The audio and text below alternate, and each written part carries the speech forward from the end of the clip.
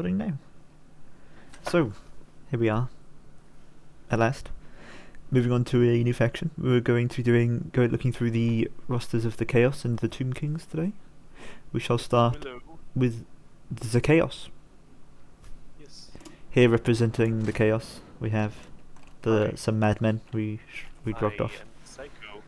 Did you It's in the name. Willow, that gyro bombers don't count as single identities? Don't they? They count as infantry, They do they? don't. You can bring 5 of them. Oh. There's your fact of the day. With unit counts. Along with everything else we're going to be teaching you with the whole rosters of Chaos and Tomb Kings. So, we better get straight to it then. Dive right in. Yes. Head first. First Lord. Chaos Lord. Chaos Lord. Pretty straightforward. He smack thing. He smack thing. And He smack also, thing. the basic lords for Chaos are the only ones that can have dragons. Yes. You can bring dragons, it's just... Only but the basic important lords. part of the Archeon Chaos never got a Lord- dragon. Did he get a Yeah, dragon? but none of the other lords have dragons except No. the basic. Only the lords, base but- lords get the old Chaos Dragon. Chaos Yeah, Dragon isn't even uh, available as a single entity. Yeah. But the items on the Chaos Lord is actually pretty... Yeah, pretty run-of-the-mill abilities and the likes for Yeah. items. He has the For Filth items, Mace. though, he has Nurgle the confirmed. Filth Mace. It makes him... gives him more damage, makes him have terror, which Yeah. means if you put him on a horse, you can use Or him on as a foot. terror bomb, and is poison. Hmm. The other Applies one poison. is the more important one, the Mark of Slanesh, which gives 40 melee attack. Which is a quite chunky, hefty amount of melee attack. If you have him on a dragon, he has like 50 attack, Hmm. which you pop that, you suddenly have 90 attack on a dragon, and then drop onto a unit. It Yeah. just disappears. Can be quite strong, indeed. And extra speed, meaning he can, with vigor and that, he can effectively catch anyone. His old use dragon. Like a Mace of Filth, and he can slow them to make it so they stay caught.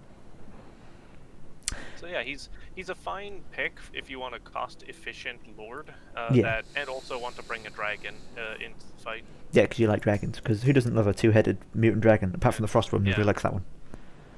That one doesn't count. It's an actual dragon. Frostworm are just some You do run-of-the-mill. actually get the fire damage from the dragon, but Yes, Fire Dragon is applied when he has the dragon. it's Moving on and to... he's still actually for a lord using a dragon, he actually has pretty good melee defense Yeah, and those are attack. pretty good stats for dragon Kind of stats. impressive. Yeah, absolutely.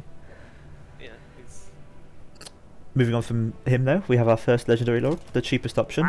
Recently redone, we got a bit of a rework recently with his abilities and likes. Slippery plus stand or die, plus his item makes him very difficult to kill. As you can see with both his abilities pops, he gets over 100 melee defense. That on top of 110 armor makes him just a real pain to kill. Like that's the main also reason you charged bring him. defense against all. Yeah, the main reason you bring him is just he doesn't die easy. He's very Yeah, difficult and to kill. Like if you get a unit chosen, slap him in the center, he's never going to die. No, they're going to, yeah, this is a huge regen option, and then with 2 melee defense buffs like this, he's going to be very struggle to kill. With heroic killing blow as well, he can dish out some good damage on his own, especially with weapon strength and stats like that. I've had a Sigvald actually survive fighting Carl and Yeah, regen and and kill him. especially with perfect vigor as well, because obviously he's most likely going to never last to the tired. very end of the match, and then he's going to be still at peak performance at the very end of the match. So if you're expecting a long fight, if you're expecting like some sort of snipey lord material, or if you just like don't want your lord to die, bring old Sigvald. Yeah. Also, 100 leadership is massive. Yes, So yeah, he's it's basically the same unbreakable. leadership of a giant. You need to kill Sigvald to get Yeah, him to run. he's not going to run. And he's immune psychology, so you're not going to get any debuffs from that anyway. But yeah, honestly, Sigvald is the type of guy that I could imagine. It's like, this is what peak performance looks I like. cannot die. I'm too beautiful to die. I can Next, see it. the sorcerers. The Sorcerer Lords, all of them fairly similar. We'll just look at the Shadow ones here. Basic, similar to the Chaos Lord, except from they have the laws of spells. They have the old mount options. And Abilities they are what have you'd expect. two Spells, of course. comical items. 2 comical One items. one Ooh, very comical look at item. that. Allies in range get plus 12 missile parry chance with shield. Even though they do not get a shield. Yes. Makes it That's redundant. okay. That's something. Okay, but Sword of Anti-Heroes. Oh wait, they're a caster. Why would you use Yeah, this on them? they're- I guess if you have them Well, on a actually, dragon. to be fair, I was going to point out that out of all the other caster lords and heroes, Chaos have some of the better combat ability ones. Yeah, these are some fairly. All of them are good fighters. Like they all, and also they have all arcane conduit, so they can survive pretty well in a combat. But against like dedicated fighters or guys or any with serious missiles damage, or any any serious damage, because they don't have any resistances. They're melee defenses that have a regular dragon. So and because they have no healing, means they're just quite squish. A Unfortunately. funny coincidence with the sorcerer and the difference between a sorcerer and a chaos lord is sorcerers actually get more health out of the dragon than the chaos lord does, because the chaos lord has 1,000 health naturally. Yeah, he's 1,000. Yeah, adds up. Oh, it has 800 more health. Yeah, he still adds. Yeah, because he has to get more out of it. Guess he just didn't want to have it in the max for some reason. And they still have pretty good melee stats on a dragon. Like, I think it's believe it's the same stats, isn't it? Is that what it is? I know. Yeah. What is it? Oh no, it'd be 46 to 40. It's pretty good melee stats for anyone. Oh yeah, in fact, it's worse on the Chaos Lord. Yeah. Yeah, slightly worse. Oh, there you go then. So Chaos Lord options can be a good strong Lord. To be honest, one of the few Chaos cast, well, in terms of caster Lords that I'd basic default caster Lords that I'd consider bringing. They're pretty strong. They're cost effective. They're pretty good at surviving, and they've Onto the Chad hybrid caster. Everyone knows him. Everyone knows him. The once never caused, the never chosen. Now he is the ever chosen because he's pretty good. Pretty strong. Basic ability round out. He of course has lower fire. You almost always want to put him on his horse because it's just an all-around stat increase in every regard.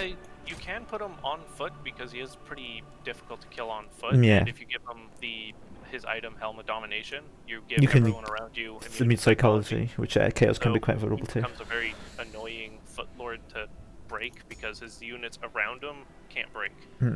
But with his huge. It also gives up another +4 leadership, meaning he gets +8 across the board with everyone around him. Yeah, of course, having him on horse is usually the best thing to have because he has Slayer of Kings, and if you're popping Slayer of Kings, you usually want to be able to catch whatever you want to hit. Yeah, and pretty you much. can really do that on your horse. But Slayer of Kings is also really useful on foot if he's fighting in a... Yeah, he's fighting in a mosh pit, yeah. But usually the Chaos Infantry is fairly decent at handling that sort of thing.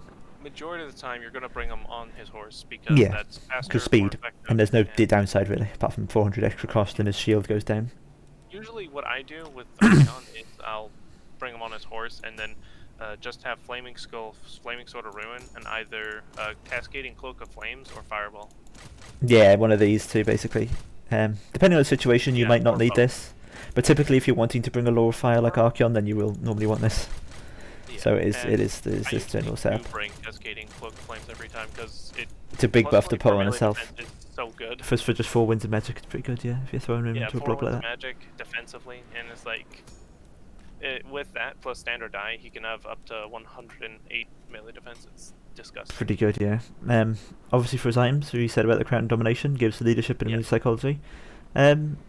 Despite being the same effect that Blackrock Big Boss has, it's really don't get the same amount of use out of it. I'm not entirely sure why, but you just don't. The only reason you'd ever bring it is if you're bringing it on foot and putting him in the center of an infantry formation. Yeah, that's infantry formation. I've ever used it on him. Don't use it for your cavalry unless like.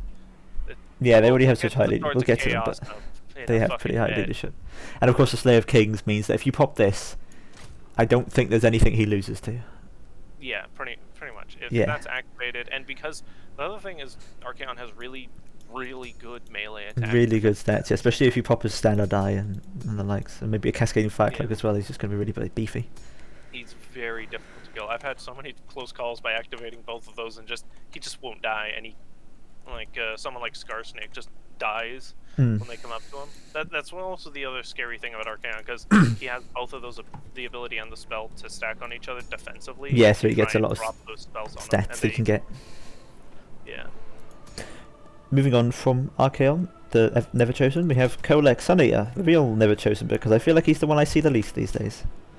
Yeah. Well, that'd be probably the Chaos Lord regular, but that's probably because of the skirmish meta. Yeah, the skirmish meta. He's a big, juicy target, unfortunately, but he is by no means a bad Lord. He is pretty good. Average Foe Seeker, Standard Die route here. His unique ability, Lord of Storms, here is basically just a pretty good bombardment. Can use it to snipe some artillery or do some damage and come to range. Lightning. Yeah, I'd say it's worse than Lord Lightning, but it's still pretty good. Yeah.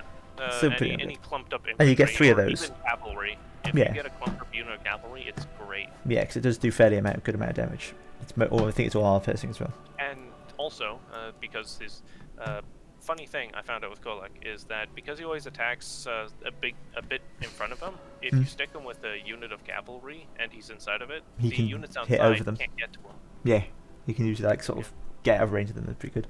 So he's good if you've got a big mobile core. You could stick with them, or if you have just another Shaggoth, that also works as well. But typically, if you're going a more mobile game, then you would bring Kolek. Yeah, it used to be very common to bring a Kolek plus a Shaggoth. Yeah, or some Chaos Knights, because you'd have the Chaos Knights to run down infantry, and then you'd have Kolek to sweep up any large. Yep, pretty much. For his item, he has Star Crusher, which is similar to Slayer of Kings, except for it's more orientated, I believe, towards crushing groups as opposed to single entities. And also, it only gives armor piercing instead of base base weapon damage. Yeah, so if you're up against some heavy armored cav, this is the perfect situation to use it on. Yeah, it works fine as well, just because it's an extra 50% weapon strength, which when he has like, well, armor piercing, but when 405 is armor piercing, he's getting extra 200, which is pretty good.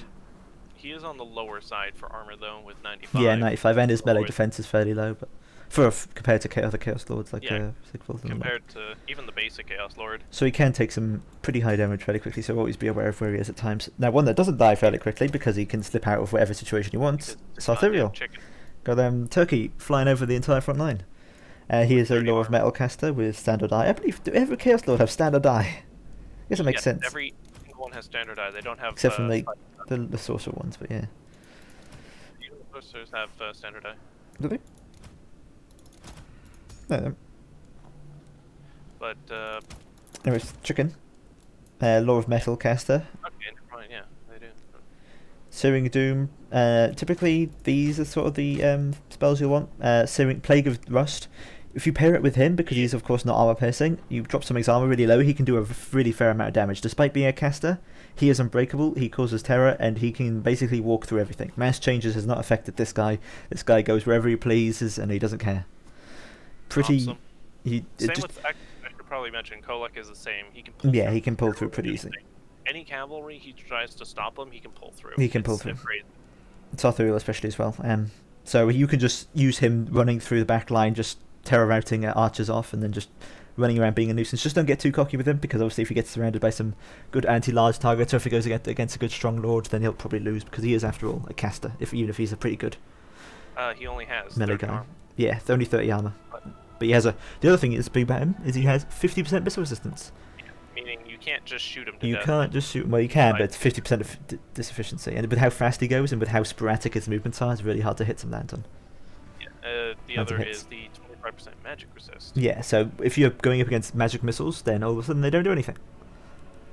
They don't really do nothing. They but do really small amount. Any actual physical resistance. No physical resistance, which you'd expect, because you wouldn't expect that because he's a demon and all, but well. Yeah, but since because of his high mass, if you run into a combat, you could just walk him away and and then just start casting spells behind him or something, or have everything blow up on him and soon do him. For his items, he has not got any special items, despite being a legendary lord. You would have thought. One that reduces his cast time, and the other one that reduces the power gain. Yeah, Scroll of Power I don't find much use in, but a Scroll of Leeching, if you're expecting to go up against a faction with healing, you obviously want to... But the thing is as well, is that Sarthuriel can usually go after a caster on his own, assuming it's not an armoured caster. If you're expecting a hybrid caster like Malekith or something, Scroll of Leeching can be nice to take. But if you're expecting a regular caster, then just kill the regular caster. Sarthuriel should dunk on him and catch him. Hit him with the stick. But yeah, the Big Turkey, pretty good actually. I'd say he's one of the best, because of just how slippery he is. And he's a caster and everything rolled into a 1, and Law of Metal, which can be pretty good. As long as you keep him walking away from stuff, yeah, he's fine. As long as you keep him moving, there's not much they can really do to him. Onto heroes now, I suppose. Exalted Hero. Yes, Good place to start with. Hero, the one that played the Chad boy. The Chad Exalted Hero.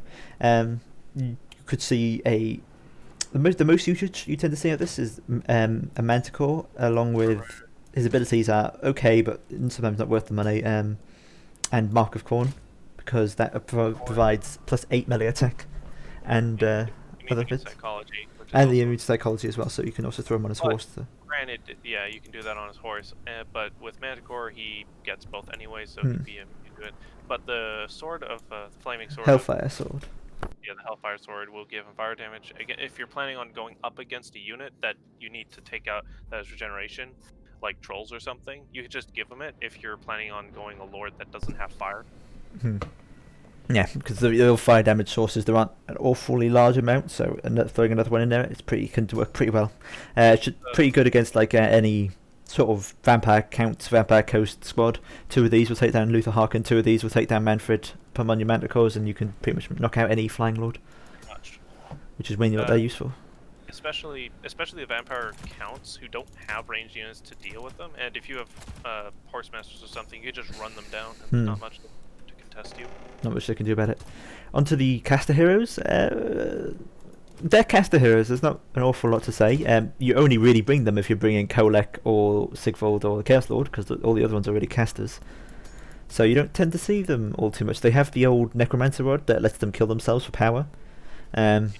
And they also have 100 armor, which is a very armored spellcaster, which should be noted. Again, these casters aren't that bad. Like, no. I've been testing out some builds where I just stick them inside of a chosen unit, and they just survive just fine. They just go fine, yeah. Yeah, even if they try and go straight for them, they have good attack defense. Yeah, unfortunately, they don't see much use due to the fact that most of the time you're bringing a Caster Lord, an Archaon, or Sarthariel, but if you do bring Sigfold, you often see him. It really just depends, obviously, on what situation you need him for. If you're going against elves, bring shadows. If you're going against some armor like dwarves or some other chaos, bring Mel. If you're going against something, go death. If you just can't decide what to bring, usually death's a pretty good one. If you're going against undead, then bring fire. I hit purple laser beam on guy. Zoom, thing die. Funny. Onto the bread and butter infantry. Chaos Marauders. They are. If you've watched the Norska roster, it's them but worse. In fact, they're the same cost, but they don't have the rage ability. Yeah. It's pretty self-explanatory. You can bring a pretty strong front line of Marauders mixed with Chaos Spawn, but that's about it. Pretty much that. They're Chaos Marauders, there's not much else to say about that. You're planning on just having them get shot? Yeah, if you just want them to die, that's also an option. The only time I've ever had them kind of be useful is with Archaon on foot supporting them with spells. Yeah, providing them some buffs and the likes could be good, but Sigvold or something, but at that point, you might as well just put the money towards, like, other sources. Yeah, there's an option of Marauders and Chaos Spawn as a front line, but that's about all you'll see with them. Chaos Marauders with great weapons. Yeah, you'll never see these ever. If you see one, make a wish, because it's basically a rainbow.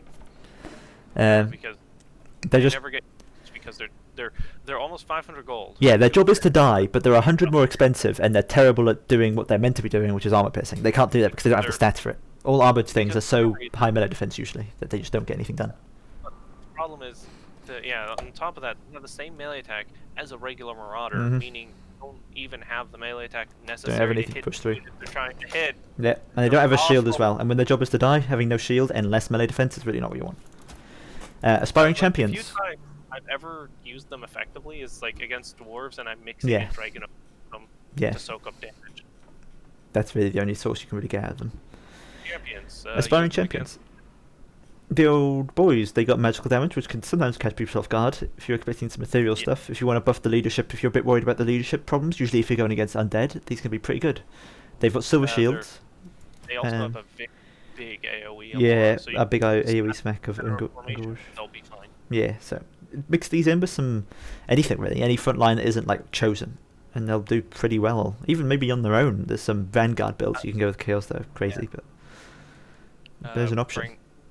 Their huge melee defense, their huge armor means they're really, really tough to kill, and they still count as as they're small, even though Henry Le Massif counts as large. These guys are smaller than Henry Le Massif. But with 62 melee defense and what's their health? 2,000. 2,800. A good couple of hundred hit points per model. Yeah. They pretty tough to die for a while. But unfortunately, even though they're aspiring champions, they also don't have community psychology. No, they do have fairly high leadership though, so that isn't often a problem. These have 80 leadership, but we definitely come onto that with. I would have traded Vanguard deployment for Frenzy. Yeah, Vanguard deployment really just feels like it was thrown in there. Like, let's give them an infantry that's got Vanguard. We didn't give it to Forsaken. Let's give it to these guys. Why? They can teleport. Chaos didn't have an in-between unit between Marauders and Chaos. Forsaken. For Chaos Warriors, there's nothing in between there. So they were just sort of thrown in there. They have their usage, but they're definitely more on the niche side. You might not see them too often, but they have their usage, definitely. Well, yeah, Forsaken are high damage. One of the only infantry units that are immune to psychology in the Chaos roster. It's awkward because they're immune to psychology, but they also have frenzy. I suppose it's to prevent them from ever terroring. Yeah. With as you'll notice, they have very, very high weapon strength, meaning that if you put them against anything that's unarmored, they will tear through shred. it. Yeah. Especially with that base weapon damage they have. You'll notice they have the speed of a skink, meaning they're surprisingly good at running around the front line and getting at archers, because archers can't outrun them. And they have a fairly sizable armor of 85, but their main problem is just their damage dealers. They are really, really, really quick at dying. A single cav charge could wipe out 3/4 of a unit. They have 20 melee defense, which is the same amount as Marauder great weapons. To put that into perspective, they die very quickly. So you're just really hoping that you kill whatever you're killing before they kill you.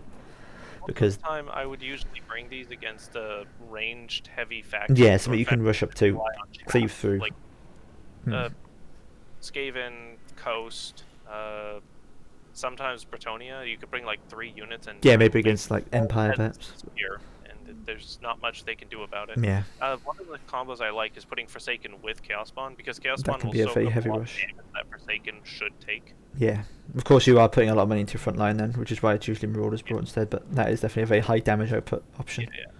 Yeah. It's the pretty much going all in on the burst damage on the front line. So Forsaken all about dealing high damage. On the other hand, Chaos Warriors are mainly about the holding. They're the same price, but they kind of serve the opposite role. Whereas one is a fast rush forward, cleave through everything as quickly as you can and don't die while doing it. The other one is just the sort of march forward slowly and win by attrition, hopefully. They have fairly high melee defense for a basic melee unit of only 750. They have 100 armor, a silver shield. Yeah, one of the most boring unit cards I've ever seen for a unit that costs this much. It's just can hide in forests. Yep, That's it. But if, like, I did do tests. It takes half the ammo of 4 different high elf archers just to kill a single unit of Chaos Warriors. Yeah, the high armor and high shielded, obviously high shielded. Can also be good against missiles. It's missile factions can sometimes struggle against Chaos because they can't predict. Do they bring the Chaos Warrior frontline, or are they going to bring the Forsaken frontline, or are they going to bring the Marauders and Chaos Spawn frontline? There's a lot of options that they can't really plan for all at once, because do they go the damage dealers to hopefully kill the Chaos, or do they go some big armor piercing to kill the Chaos Warriors, or do they need like light missiles to kill the Chaos Spawn? It can be a quite sporadic thing to do.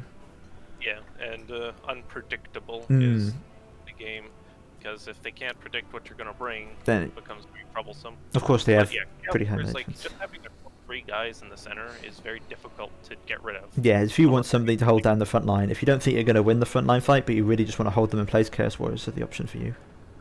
Like even some of the lower level spells can actually allow Chaos Warriors to win unfavorable matchups or stand still. The other variants, of course, being Chaos Great Weapons and Chaos Halberds. Stat changes for different prices. Halberds, you can see some pretty. If you're expecting they can be good for forming boxes. I know I'm advocating boxing, but it's a thing that exists. May as well make people aware of it. Against Bretonia or any sort of large factions like Vampire Counts and the likes that can't really deal with boxes too well, then Halberds are that option for you. If you bring your Hell Cannon, it's always a good idea to bring one just to sit on the Hell Cannon to defend it. Great weapons. Against Bretonia.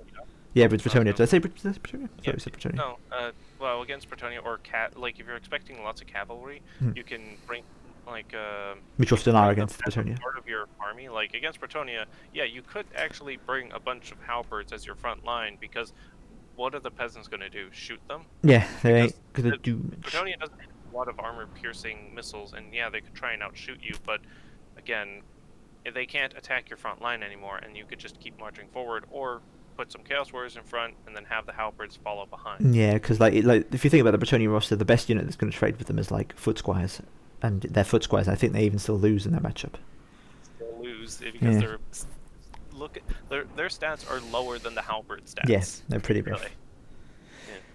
Great weapons are along the same ranks. With the mass changes, sometimes halberds and great weapons, they can be pretty interchangeable, because Chaos great weapons have the better charge bonus, the better weapon strength, and the melee attack, but obviously the worst melee defense. But they still hold their own against large fairly well, and the armored stuff they'll do pretty well against anyways. 32 melee defense is still pretty okay for a great weapon. for a great weapon unit, it's pretty good, especially when you compare it like foot squares.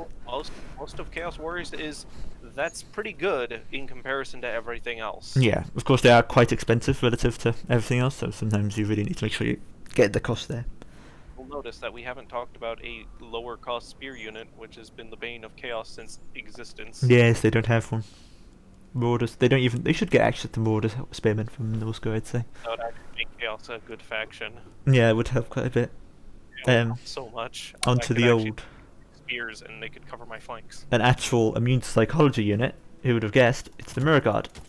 Mirror Guard are so... You really almost always want to bring them. They are a really good unit. They have the stats and destroying power of Forsaken, but they have like the holding power of Chaos Warriors, and their immune psychology. They're just really strong. They're really effectively on super Chaos Warriors. 200 more gold. Yeah, it's really worth it. Much value packed in one unit. And they can keep their pace with like most other units, maybe not Forsaken. So if they're so fast. They're pretty damn fast, so they can keep up with Sigvald. But you almost always want to bring them. Yeah, I think they can catch most basic infantry of other factions, with the exception of like the Skaven and Skinks and the likes. Yeah, they're really good. Almost always want to bring them. Though I'd say they're one of the must-haves in the Chaos armies. I doubt. Yeah, I think they might be the only must-have. To be honest, I think there's so much variability in the rest of the Chaos roster that this is the only one you always. Well, maybe Missile Calf, but we'll get onto that later.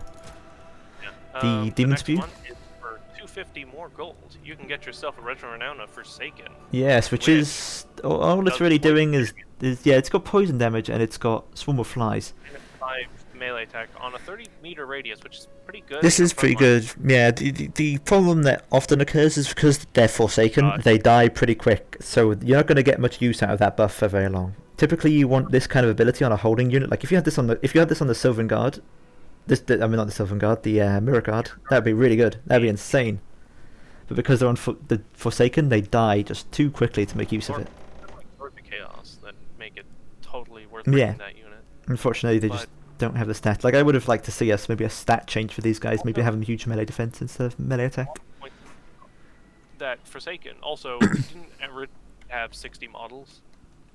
I know that there had been a change because originally they have 75, which being dropped to 60. I don't know if the health has changed, but if it has, it means that Forsaken are effectively just worse than they used to, because with less models means that they can't survive as well as they should. The charge is too much, yeah. Yeah, maybe Game 3 will make Chaos better, or they'll just ignore Warriors of Chaos and only care about Demons. No, maybe they just delete the faction from existence. No, can't talk about that, because otherwise then why are we doing this video? The boys themselves, another boring unit card, despite being the chosen of the gods themselves. This is... They're basically, you took Chaos Warriors and you times them by like 10. Yeah, they're effectively chosen are the... stat-wise, the best infantry in the game. Yeah, penultimate infantry, more or less. And the only problem with them is that they don't have immunity psychology, and also they don't have anything else. Yeah, anything else going for them. Really good at fighting. They're just really good at fighting, and a really nice target for anything armor piercing.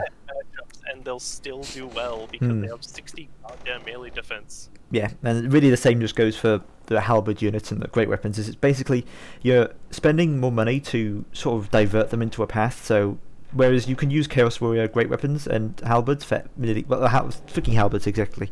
That you can use halberds for almost any situation. They'll do fairly well against most infantry as well. But in this situation, if you're bringing this much of an expensive unit of halberds, you're only really going to want to be using it against large.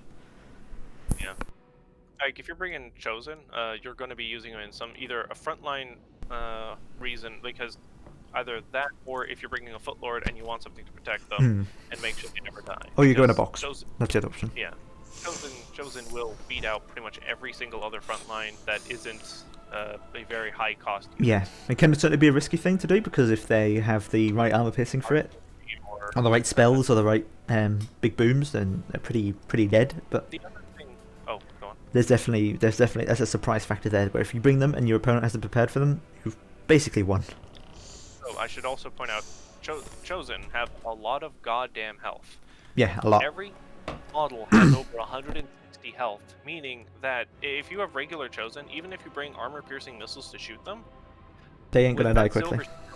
There's a good chance that you need around 5 to 7 shots just to kill one if you're lucky, because they have no shields to block. Plus the armor to take away some of that base missile strength as well.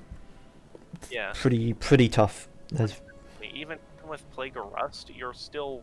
Yeah, even if an overcast Plague of Rust, you're only getting rid of half their armor. Yeah, they're beef, but they are a very big investment. So definitely bring them in situations they can really throw off people. But if people have the right tools for them, then they can be very dead. Or unless you want to force them to either focus on your chosen in the center or your on the sides. Yes, of course. And onto that, cavalry, Chaos Chariots. Don't bring them. And Gore Beast Chariots. They're better, but the mass changes have made them kind of worse. Yes, I can only really see them being good against dwarves. That's it.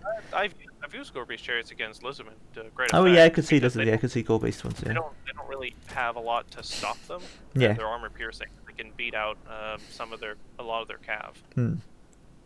But yeah. The problem is, due to mass changes, I hit a unit of Lizardmen, and then it gets stuck. It just doesn't move. Unlike Grom, it doesn't constantly attack all the time, all the units around it. So yeah, they definitely do take a lot of damage as well because of the low model count, and they get surrounded quite easily. With all chariots, I suppose. Yeah, with the chariots, now it's very difficult to use Gore Beast Chariots to any effectiveness. Even against dwarves, it's awful because I run into dwarves and I just get stuck and I die. And it's like, oh. They get shot or... Yeah, but they do have very high armor, and there's definitely some usage for them, but you need to be quite good at your macro and likes. They're going to be kind of shelved for now. Yeah, shelved for now, but moving on to some more interesting units. Chaos Knights, Lancers, and we'll get to the RO later because they're such a vastly different unit.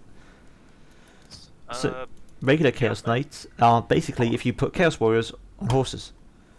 They're just a really beefy stat-wise unit that can now be on horse. Actually, it's more like if you put Chosen on horses. It's in between Chaos Warriors and Chosen in terms of stats. That's the point in between. But they have horses, so. Basic Chaos Knights are only 400 gold, and they have stats kind of rivaling even some of Bretonia's best units. Yeah.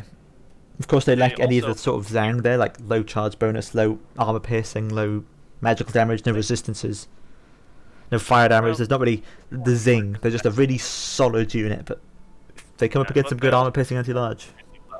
Yeah, they hold very well for Cav. Throw them into like demogryphs with halberds, and they'll keep them busy for a long time. Long time. Cast like overcast Plague of Rust on those demogryphs. They might even have a good chance of winning. They actually will probably die if you do that. So yeah, definitely stat-wise having that is pretty good on a horse. If you have a full health Chaos Knight warrior, Chaos Knight in a game with you can effectively win the game at that point if you still have a whole unit left, because they could just run it, they break the unit immediately. Of course, a big price unit means you can't really take that many of them, but onto the next variant of them, the Lancers version. Yeah, you're sacrificing a lot of stats for the charge bonus.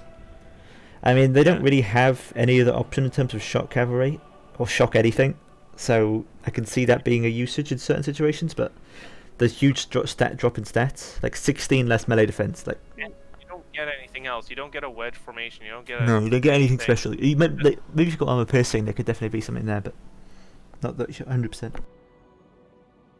Yeah, it's just not good. It's just every time I bring lances, I just feel disappointed looking at them because they just don't do any damage. They're unreliable on their charges as well. Like even if you pull up a long thing. It's just, you have to have your opponent actively be bad at the game to get a good charge. The only other option I've ever really thought of is that if they bring a front line that doesn't consist of spears, and you just plow through it. Destroy it, yeah. But the problem is, no one's going to ever bring that sort of front line against Chaos, because they need something to hold Chaos Warriors back rather than fighting them, because why would they do that? Onto a vastly different ROR, I'd say. The Swords of Chaos, Chaos Knights. Swords of Chaos is pretty much the perfect analogy for how Chaos has felt since they first came out. They look like a great unit, but there's some stupid drawback keeping them from, being truly great. They're why don't you go ahead and tell them? Unit with a low unit count that does fire damage and causes fear, and has the Guardian ability and what's called the Charge of the Apocalypse, which increases speed. Map wide speed. Yeah, charge speed and speed, meaning that if you bring them with Kaon and it activates, because it doesn't, you don't activate it. It activates when you're in presence of a unit, meaning that someone could Within, force it to activate by flying a flying yeah, unit just going over. near you Why they decided to make this an auto-activate, and not I don't know. unactivatable. It's unsure, but It's very dumb. I don't. yeah, It's just very very and dumb. well, so everyone would get the speed bonus. Yeah, and unfortunately, But because they seem so similar to Dragon Ogres in many ways, just yeah, not as much health, not as much weapon strength, and just an increase in stats, which is usually just the problem with Chaos. Sometimes they'll have a flavorful, interesting unit like Forsaken, and then they'll just be like, okay, let's make it just stats. Let's take away the interesting bits and just make it stats on legs. uh, the other, and also, it's also a unit that in the actual tabletop, Swords of Chaos have immunity to psychology. In the game, they do not, because Yeah, that's fear, so they're immune to fear, but that's all they're immune to. that's all they're immune to.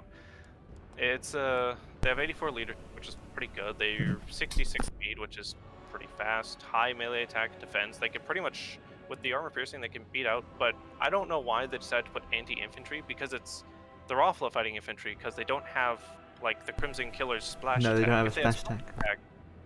yeah, sure, it could clearly through infantry, great, but because each model has 65 damage and 45 of it is armor piercing, it's amazing. But Just not you want to put use place. Swords of Chaos is if you're up against something like orcs and you know they're bringing trolls or Grom, because they can devastate trolls and Grom really easily because of the fire resistance Fire damage and the armor piercing.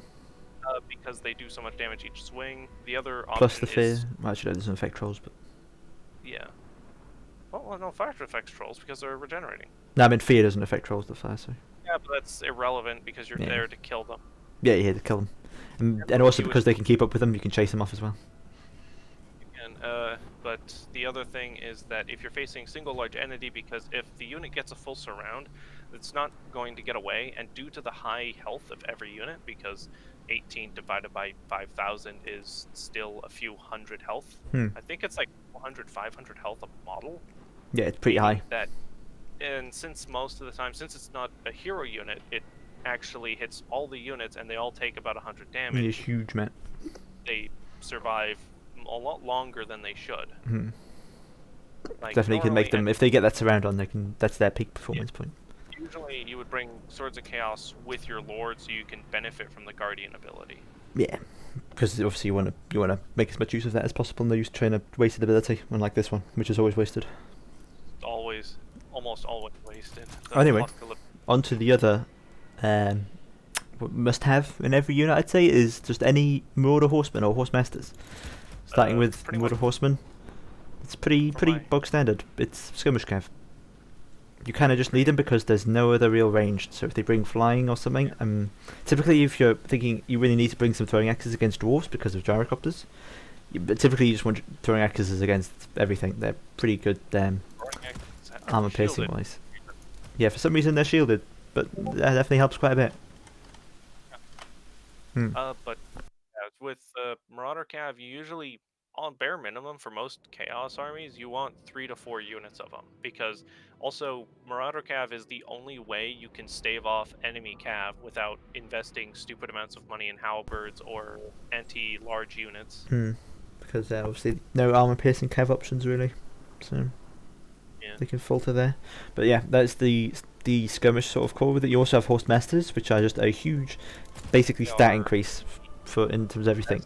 Skirmish Cav you could probably get. Yeah. They can beat out most of their units. They have 50 armor, decent leadership for skirmishers. They have really high missile damage as well. They like a quarter of their damage is armor piercing, so it's around like 8 damage. 8. Yeah, 8. Which when you increase that as well with ranks and stuff, if you increase that, it increases further, and it's. You can get pretty high as well. Don't know why. I guess they're just stronger, so they throw it harder. I suppose that's what they just throw it even harder. Yeah, they're really invested in it. But there's got the big muscles. The special unit here is the fact that they can go one-on-one with most things that will be chasing off skirmish cav, like wolves and really like cav. They'll win. Hounds will actually most of the time. lose another skirmish cav. They, like one of the best ways I would do to respond to enemy skirmishers or like outriders or pistoliers is just attack them with the Dodge. horsemasters, because units needing to shoot behind them take longer to attack than ones throwing in front of them. Yeah. So it's usually, and if you catch them, you win. Also, if you chevron them up, like just 4 chevrons will have 30 melee attack and defense, I believe. 39. Which, 39. Yeah. 29. More, and then, yeah, 4 is. Yeah, it goes to 30 there. Yeah, That's fine. there, and then you have a unit that does 41 missile damage and is able to pretty much beat most other cav, because it also has 50 armor, which is actually not that bad. Pretty good for a skirmish cav compared to these ones, which are just 15.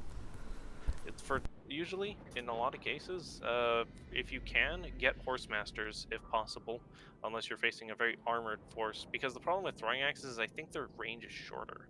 Yeah, their range is shorter than regular ones, so they have to get a bit closer. It's not that much, it's only 10, but that definitely does take into account. Their projectile is even slower than the javelins. Yeah, and less ammo as well. Yeah, it's pretty much you're banking on shooting a either massive target or a very slow target. Or a big clump. Yeah. Speaking of the hounds, of course, we talked about earlier. Hounds. They are pretty pitiful stat-wise, but their main reason is to run off skirmish cav and to kill skirmishers. But in terms of regular ones, at least, poison variant does the exact same job, a bit better because they can apply poison, and also it also gives them the option, if there's no skirmish cav or range, they can just apply poison to the back line, which is always something you want. Yeah, I've actually done a couple of things where you mix poison hounds with chaos knights, and it allows them, because the poison damage plus the hounds getting in the way of the chaos knights dying, it allows them, just regular knights, it allows them to act as a kind of decent anti-cavalry option for 2,000 gold. Yeah, it works pretty decently. Yeah, applying poison is something you always want to do. This is basically the only way to apply poison in the entire Chaos Raster, besides the Mace of Filth. So this might actually be another must-have, to be honest, because you always really want to apply poison. I guess it gets not undead. You want 1 or 2 poison hounds usually. If you're not breaking them, you're usually banking on breaking the center then. Yeah, I'd say the only factions you don't bring them against is like vampire counts, because obviously they don't have anything to chase off, they don't have anything to range to kill, they don't really take that much from poison, so. And also they tear at them instantly. Yeah, they're very low morale. Manticores. Manticores and Manticores. I suppose we just already talked about these in Chaos Roster. I mean, Norska. Yeah, in a lot of cases, I could point out, if you've got a free hero slot, you can get a better version of the Manticore for only 300 more gold, called putting it on a champion and then just taking everything off. You can also take Marker Corn as well, which is a pretty good one, so this is just a way superior version. No rampage and a huge stat increase. Yeah, and it's just better in every way to do that. I suppose if you're planning on dying it because you just want to throw it into range, then maybe. But or throwing it into like fleeing units. Are you reading these? No, I was just looking at it. Sorry. Well, I am reading them, but we're focusing on that because I would love if they had horde campaigns improved. I played 2 entire chaos campaigns, and they were both awful. They were both awful. I've seen some shit, man. It's crazy stuff. Anyway, but onto... You can usually, if you want... Also, Manticores are pretty useful for just a unit to throw at other flying units. Yeah, because they're just fairly decent weapon strength, fairly decent overall. If you're going against other single lads, maybe you've got a flying caster you want to take down, just send the old Manticore after it. But you should be careful when against like High Elves or something, because they can... It's very common for people to bring a Lariel who has Tempest. Which can do enough damage to send them into Rampage and then send them to the ground. Rampage and then drive them off the map. It's very dangerous. Yeah. Next up is Trolls. The unit Chaos pretty much never brings anymore. Yeah, never ever. Because it's Trolls and they're not that good. You could use Trolls as Chaos, like with if you got like Aspiring Champions, I guess. Yeah, but it's definitely an orthodox sort of thing. Like, actually, with Archaon on foot, with some Chaos Trolls, or Armored Chaos Trolls, you could probably keep them in line better. Yeah, but it's never really to have... With immunity to psychology, so no terror routes. Yeah, they still have fairly low leadership, which is also really low armor. And when of course you can bring the armored variant, which may as well talk about now, it's an extra 70 armor, with 150, which is pretty good worth the price point. I think you'd be better off taking armored trolls over unarmored ones most of the time, unless you're expecting just full armor piercing. Unfortunately, in the campaign, you can't. And also on top of that, whenever you raise a city, you can't actually there's no garrison, so just some stupid rat comes along and is like, I make city now. He's like, but no. But I live there. But I Yeah, just burned well, that Chaos. down. Chaos haven't got much love ever. Yes, go. Yeah, the trolls next up, I guess. Yeah, trolls are pretty bad. Just a better version. Yeah, Chaos Spawn just solves all the problems of trolls, and all you're losing out on is like what armor piercing. You're like for like 100. Armor. It's really just that bad. I guess with like regeneration as well, but it's like 100 more gold, and all you're really missing out on is armor piercing, weapon strength. But you get a ton more base, so it's like. If you look over the weapon strength. Yeah, actually. Look how much armor piercing it has. So this one has 30-70, and this one has 180, which is 42. That's only like what 28 less than trolls. It's like you're better always off want to bring just them. getting Chaos Spawn. Yeah, if you're really that worried about the armor piercing, then just cast Plague of Rust on something. There you go, problem solved. Yeah, and also there's actually the Regiment Renown does that for you. Yeah, they did that for you with the old Sunder armor. They also come with a small physical resistance. One of the actual more interesting versions. Yeah, but it's basically they get the reduction also, and the physical resistance. Yeah, it's pretty good. They also get Strider for some reason. I mean, Woodsman. Don't know why, but they do. Yeah. I guess they're like demons or something, so they can go through walls. They run for the... Well, no. I think that's because so they don't actually suffer the penalties from being in woods, because they're woodsmen. I see. So they can actually fight inside of trees. Yeah, they can just go through them. Don't know why that is though in terms of lore, because they're just magic. I don't know, because they needed more shit. Yeah, they needed something to look more cool. Actually, it's not too bad. 350 extra gold for a unit that has not only physical resistance of 35%, but also woodsmen, meaning they can fight in the woods, and also armor sundering. Yeah, especially when the typical front line you'll see them with is like either Forsaken or Marauders. That armor sundering can be very valuable in terms of the front line. And it's not too bad. Then stack that with a Plague of Rust, you're reducing something by like 90 armor. It's pretty good. Yeah, it's pretty rad. Giants. It's a giant. The only time you'll ever bring them is against vampire counts. That's it, and even then, you're probably just better off with Shaggoths. Yep, pretty much. So, because the issue with giants is that they get shot easily. The only advantage they have is stupid amounts of health. Yeah, huge amount of health, but it's just kind of sad. Skirmishers make it. The skirmish meta makes it way too easy to just pick them apart piece by piece. Yeah, it's really sad. It's just sad. They do a lot of damage, and if they get into either cavalry or infantry, they can decimate them with a good couple of swings. Yeah, but it's about catching that sort of situation. With 39 speed, you can't really catch much. They're pretty much meant to fight with the infantry. Yeah, what can do the catching though is the Dragon Ogres. The regular Dragon Ogre units, they're basically your average anti-large monstrous infantry. Pretty fast, so they can catch up with to most cavs pretty easily. You can fling them into some hounds maybe instead of Chaos Knights and the likes. Zoats are pretty much just carbon. Yeah, they're just carbon copies with some spells. Yeah, worse stats I believe, but. Yeah, it's what you really want. You want this. They're very similar to the Swords of Chaos in the fact that you just want to surround something large and kill it, because that's what they excel at, with their pretty high weapon strength, with their 26 anti-large. Their melee attack and defense isn't as good as no, yeah. So against infantry, they're pretty bad. Yeah. And also, they have missile resist on top of their 60 armor, but the problem is they have 60 armor, which means that they're very easy targets. They're very crazy. No shield or anything. Dragon ogres, you need cavalry to fight, or you won't get your value back very easily. Yeah, which is really gambling on what your enemy's going to bring. They also have an ROI. We'll cover this now, and then we'll do the Shaggoth. The Summoners of Rage used to be 1800.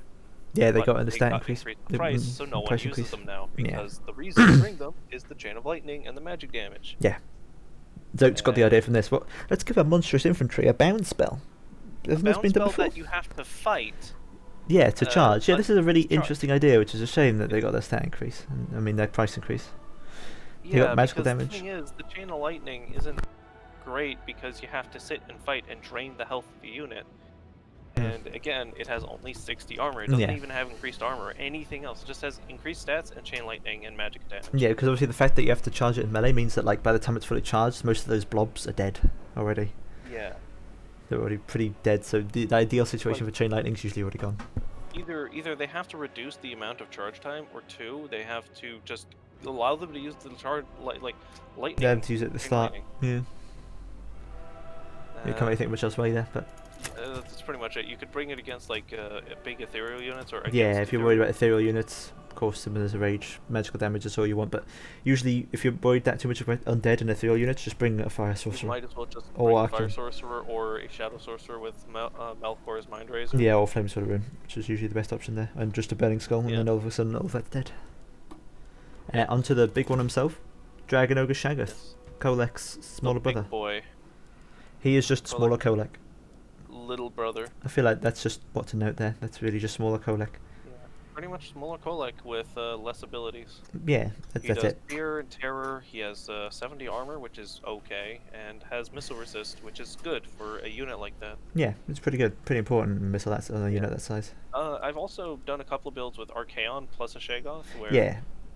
him as a caster and big damage, and the Shaggoth is able to hit whatever. Yeah, typically whenever you bring the Dragon Ogre Shaggoth, you want to pair it with like another sort of killer. Another very powerful melee fighter. Because then all of a sudden you'll win any single entities are dead that come near you, pretty much. Yeah. Because you can with Archaon you can buff the shit out of the Shaggoth. And, yeah, give them good spell buffs with and the likes. Kolek, you have two big daddies. Oh yeah, it's pretty good. And finally, Finally, the beam cannon. the Hell Cannon and the Soul of Damnation.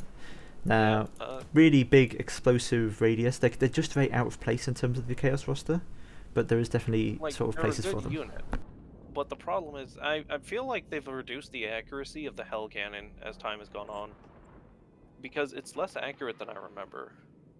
Yeah, it definitely does feel like it's It has changed. tendency. I've had times where the rounds will be about to hit a target, then it takes a sharp 90-degree turn up and hit a hill behind it for no reason, or it just veers off randomly, and I don't understand why. You can aim the rounds directly yourself, though, and if you got really good at it, you could shoot a couple of good rounds and hit the center mass and just devastate a single unit. Yeah, just destroy them entirely.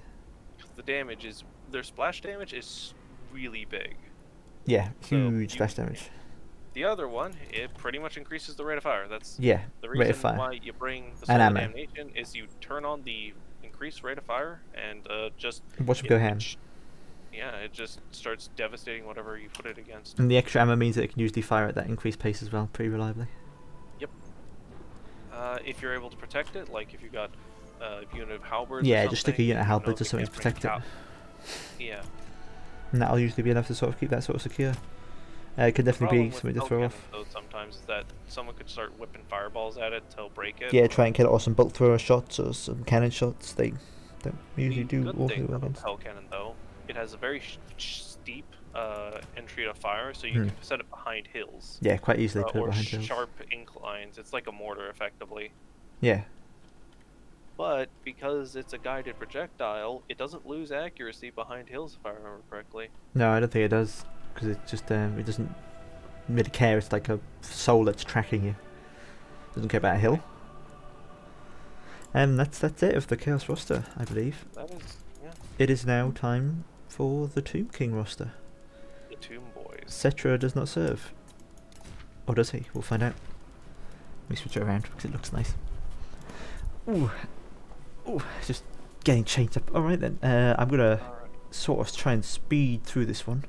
The Tomb a bit King. Too much. Tomb King. I love the Tomb King. He's He a has got he's this a Tomb King. shit-eating grin on his face. He does look very happy and pleased with himself. Very pleased with himself. One of his items are actually okay. Yeah, one of his items just which one is it? It's this one, isn't it?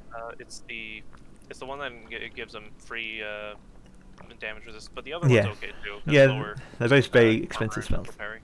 It's sad that this guy has 2 purple items when Sarthariel gets 2 scrolls. Like I what? know. Yeah, this guy can be thrown on the average mount options of the steed, the chariot, and the war sphinx. Typically, you'll just see him on the war sphinx. To be honest, I'll just be honest. You don't. If these 3, you just don't. Well, you can see Hierophant, Katet, but Like these 2 you you just don't see them. too much. Honestly, they're just. Unfortunately, the Tomb King Lord is just outclassed by Cetra on a war sphinx in every way. Yeah, the only reason you could probably bring him is if you want a cheaper lord that will not die with the armor upgrade. Yeah, the armor upgrade. With the armor item, because the 22 damage resist plus the 40% damage resist can make him pretty much unkillable. Yeah, pretty and strong. do the low cooldown. Like, I've had him survive stupid things before. Wait a second. I didn't realize for some reason when on a War Strength, they still get fire weakness. It should be noted that all Tomb King Lords have a weakness to fire, so they're quite prone to get sniping with fireballs. The way I'd recommend avoiding this is just try and hide them, or dodge the fireballs. Surprisingly, when you wrap yourself in toilet paper, yeah, you pretty get flammable. A weakness to fire. Yeah, you can catch a light pretty easily. Onto the... Arguably, I think even the regular Tomb King is better than old Khalida, unfortunately. Yeah. Her whole spiel is that she can provide buffs to missile units, but Tomb Kings aren't awfully missile focused, unfortunately. Unless you're bringing like 3 units, so if you shove the great bows. Yeah, which is a really strong dedication to killing large, and she's also like pretty much an anti-large lord herself, so it is a rather strange one.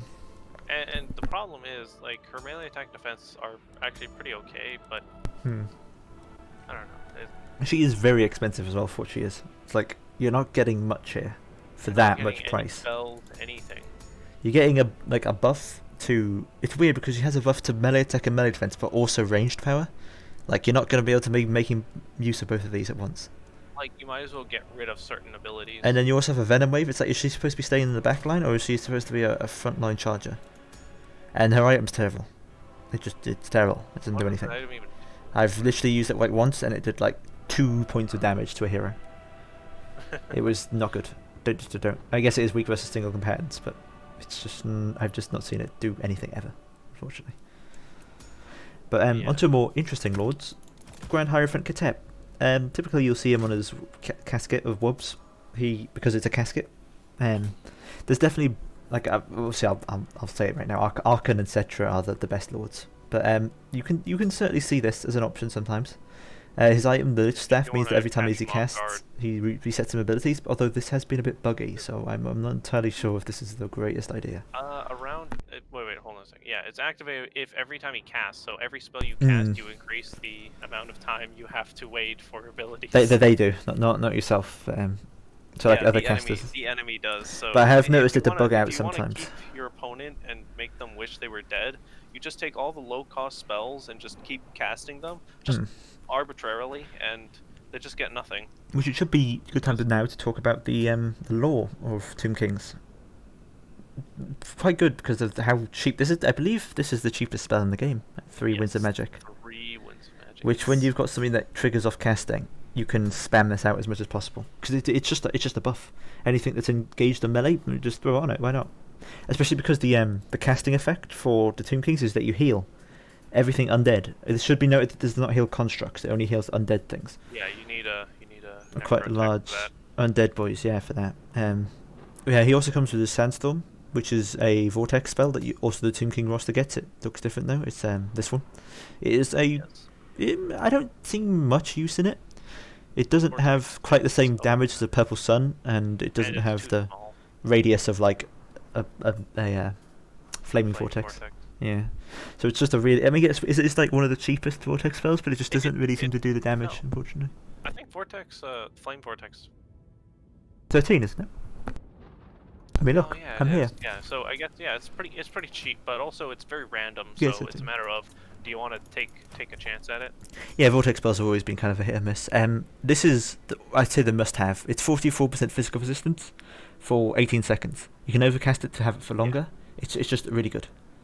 It's always good. It'll always have. Again, if you got the Tomb King and you put that on him with his armor after he's below 50%, yeah, it's a pain in the ass to get rid of. Really difficult to kill.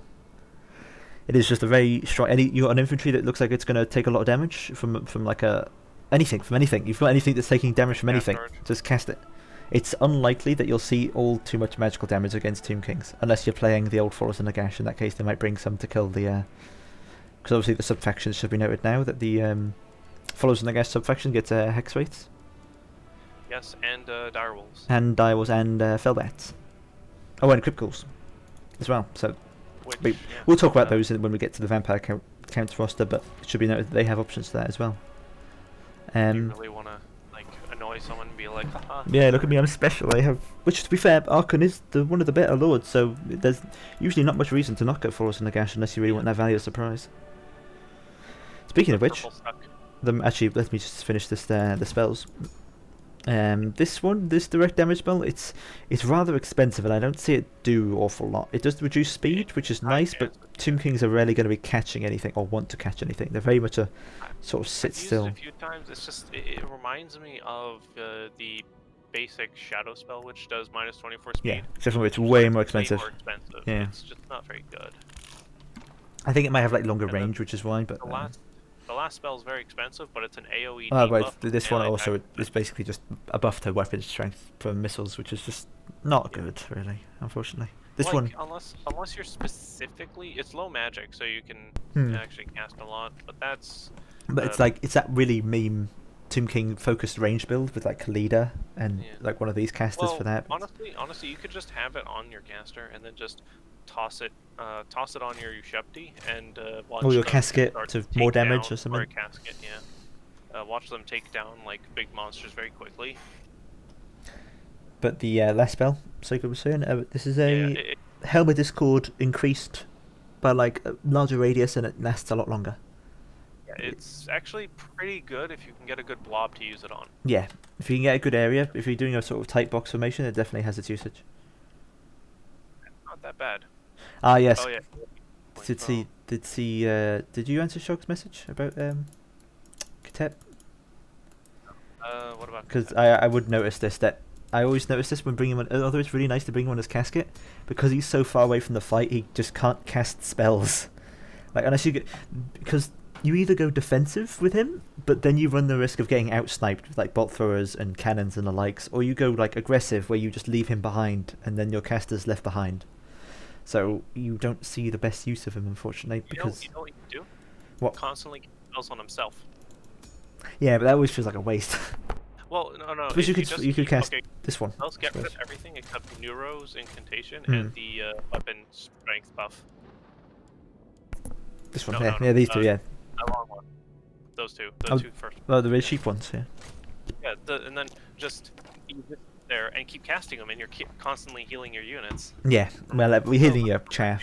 But yeah. It's 7 seconds before the healing finishes, and then you cast your next spell to keep the healing going. Keep that heals up. So yeah, but that definitely can be a problem sometimes, leaving them behind, because obviously you can't really support your front line with things like that. Or also his sandstorm ability, kind of just have to get rid of that at that point, because you're not going to be in range to use all 3 charges ever. And also this ability, but so yeah, it's an option. You're basically just getting a second casket for like, but you put your lord on it for some reason. Because also wait, doesn't the casket also increase the amount of magic? Yeah, magic strength. Yeah, although that goes for all caskets, not just for him. Yeah. Does he have it increased? So, no, it's the same sort of thing as yeah, but it's still a useful thing to have if you don't want to bring an entire casket on its own. Because just for only 400 more, you get a guy that's probably going to survive a little better than a regular. Yeah, a little bit, but yeah, it's a strange choice. He is sort of fire weakness, I believe. Left in the dust for a superior caster that is Archon the Black. Always put him on his horse. I really don't see a reason to put him on anything else. Put him on your horse. Yeah, it makes him too big of a target. If you want him to be in melee, you throw this on. If you want him to like go around with a squad of like a Tomb Prince, or you want to go with some Nehekara horsemen and throw that on him, he'll buff them up. And also Liber Mortis as well. 44% physical resistance and +8 leadership. It can be really, really helpful in blob fights. And also his curse is other thing. It should be noted that these curses don't awfully do much. If you're planning on your lord getting that low to health, and for that's more of an effect, it's not really that much to note, to be honest. Well, apparently, Shogunek noticed that Katep apparently doesn't have a fire weakness. Doesn't he? Is that because he was on his casket, perhaps? Oh no, it does appear that he just doesn't have fire resistance. Fire weakness, even. He's just that Chad. He's just too anti-fire for some reason. He is the Beatmaster, so he spits fire, he doesn't receive it. He doesn't take fire. So much fire, he's immune to it. Archon, of course, is a death caster. Typical death spells there, which can be pretty good on a mobile lord, just getting up close, casting a Spirit Leech, casting a Soul Blight along with Liver Mortis, getting those AoE buffs and debuffs. In a lot of cases, if you aren't really used to casting lots of spells, you just drop everything and just keep speed with Spirit Leech. Yeah, it's pretty reliable. Fine. You want to snipe artillery? Spirit Leech. You want to snipe single large? You want to snipe low entities? Spirit Leech, Spirit Leech. His items are really where he shines, though. This staff makes a huge recharge with power rate, so you can be throwing out Spirit Leeches left and right with that staff. because it also reduces the ability recharge, so it'll recharge instantly after you've used it. And he also gets to summon skeletons, 5 units of them, which is really good. That's a lot of health that you can just summon out of nowhere. The thing is, like, zombie summons are capped at 5 and these cost wind at magic. This just has to recharge in melee. Which, to be fair, he is more of a wizardy caster. He does have some pretty good stats at 50 melee defense. Okay, to be fair, he's not much of a fighting guy. No, but he is something that you might want to stick in melee just to buff the peoples. Gets caught and he's held down, he will die very quickly. Because he is a spellcaster. Dancing Dangos said that Archon on foot is actually better against lizards because it's harder to snipe him with the Hands of the Gods, yeah. He definitely is a smaller target at that point. Typically, if you want him to not get sniped by Hands of the Gods, just put him behind a tree. The Hand of the Gods can't be stopped by strong oak. Rock. Strong rock, yes. Your lizard magics mean nothing. It's a good old geology. Power of stone. That's everything about Arcan? Yeah, that's Arcan. Pretty much, he is just a really decent lord. No, does not serve. Other very good lord. Yes, Cetra. Typically, you'll see him on his Sphinx or on his chariot. Chariot's pretty good because it does magic damage. And fire damage. Yeah, which is a pretty good against like vampire counts. Very good against vampire counts, in fact. Yeah, actually against any undead because ethereal units just fucking die to him. Yeah, especially because this is pretty good stats for a chariot as well. So even against like anything, he can do pretty good damage for them, for his cost. Yeah. And he is armor piercing on that chariot, so. Yeah, of course. Yeah, which is pretty good and also pretty high. Which is nuts. Yeah, that's a ton. As for his spells, he's got the old law of Nehekara. Should be expected. You already gone through that. His items, if you're bringing him on a Sphinx, I like to bring the Blade of Petra because it applies to blinded and fire damage. But when you already bring him on his chariot, you're already sort of getting that fire damage. So you're already taking it for the blinded. Which when he has that low melee attack, you're not really guaranteed to land it that often either. Pretty much. Well, with the low melee defense on a chariot, actually you might need the blinded. Yeah, you might need that to change the stats. Yeah. In combat because to get most of your charge bonus or trying to pull away. Yeah, he also has an upgraded version of the buff that other guys have that has just a higher radius, basically. An extra 25 meter radius. He also has an explosion, so if you throw him on his chariot or Sphinx, he can get out of things quite easily. Click the button and boom! And you run away. It's like Verminous Valor, but it actually does some okay damage. Especially if they're like lightly armoured. You can only use it 3 times, remember? Yeah, you got a limit. Onto the old hero, speaking of things with a limit. Necrotect. There is definitely options to bring him in sort of a blob fight with his buffs that he can give AoE buffs to some constructs, but typically you literally just bring him for restore. That's it. In fact, you just bring 2 for restore. Because you already have a Caster Lord and Cetra or Archon, you just bring 2 with restore. That's 1,000 hit point. That's 4,000 hit points you can heal, which is pretty much worth it for 1,200 gold.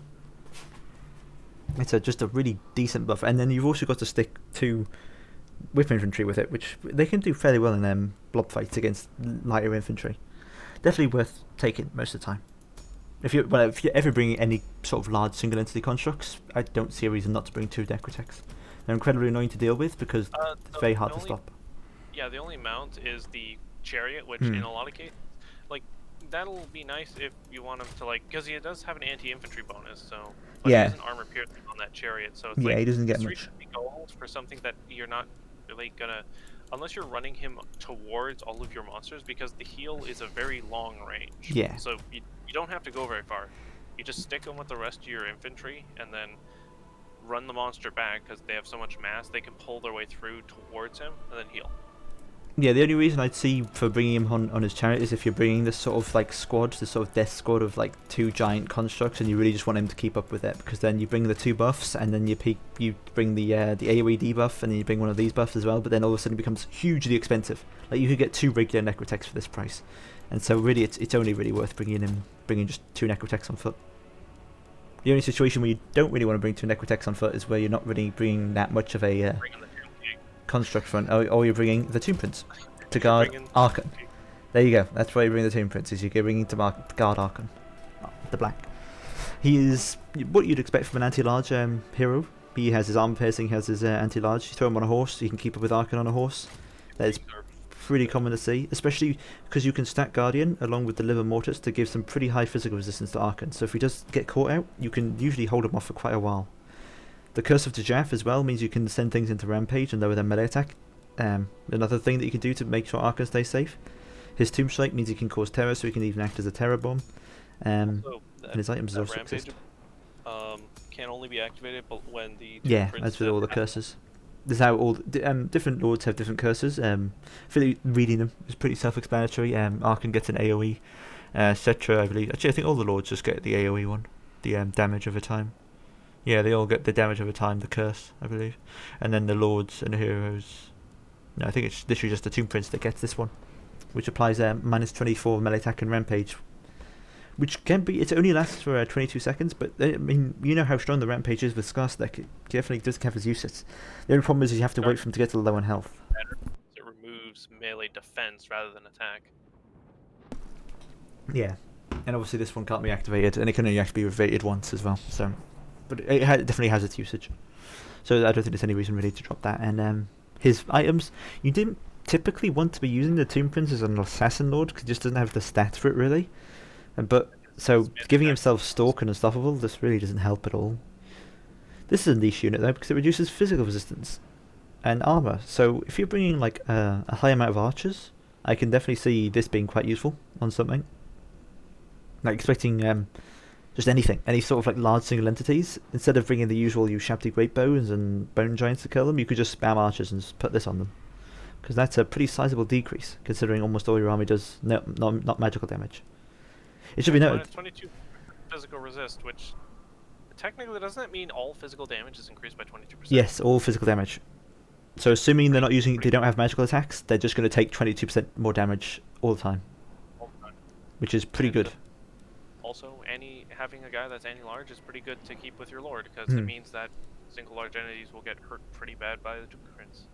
Yeah, pretty good. So, but he is the pretty good bodyguard unit. Onto the other heroes, the caster heroes. Man, cast spells? They have quite a unique fact that they can give 66% magical resistance to things around them, and they can also give a huge buff to power reserves and power recharge rate. They also have their strange curse that gives 60 armor, which has always been strange. This is also the only way you can get Law of Light for Tomb Kings. But also their stats are not good. Abysmal. Yeah, they die real easy. But I mean, you can use the minus 60 armor sooner. Yeah, I'd say they're pretty good. The only problem is that if you're bringing them, it implies you don't have a caster lord, which implies you're bringing one of these two clowns. So, or the only reason there's your first mistake. Specifically for the net. Yeah, you could. There is the niche of that, but it is like even if you remove everything. You drop a net on a large unit and just decimate it. Yeah, there's something like this. Maybe you could throw the scroll on as well, but then it's taking up a slot for your Necrotex. You just take the double Necrotect instead. So unfortunately, you don't see much use out of them. If there was another like non-caster lord, like that was actually good, that wasn't this one. At least when you're using the caster with the Tomb King, he's having a fun time. Yeah, he's doing something. He has some really cool items, which is such a shame because you just don't see him used. I'd really love to see these. If he was slightly better stat-wise, or had his own, if he was able to like stand on the Necrosphinx. Oh yeah, something cool like that. Just anything to help him just a little bit. He's so close to greatness. This close. We were so close to greatness. This close. Yeah, but unfortunately, you just don't see too much use out of him. Now the chaff, because that's what most of this is, apart from like the last three. It's chaff. It's skeletons. Typically, you want the skeleton spearmen because they die slower, so they're better as chaff. Chaff. They're skeletons. There's not an awful lot to say about the old skeletons. They're skeletons. You can bring a lot of skeletons. You can have a lot of health, and you can hold things in place. Skeleton warrior. He-Man. Yeah. So yeah, pretty self-explanatory with those. Yeah. Shogunate, we already explained it. Oh. If they don't have physical resistance, they just gain 20%. Yeah, they just take 22% more damage. Yeah. Yeah.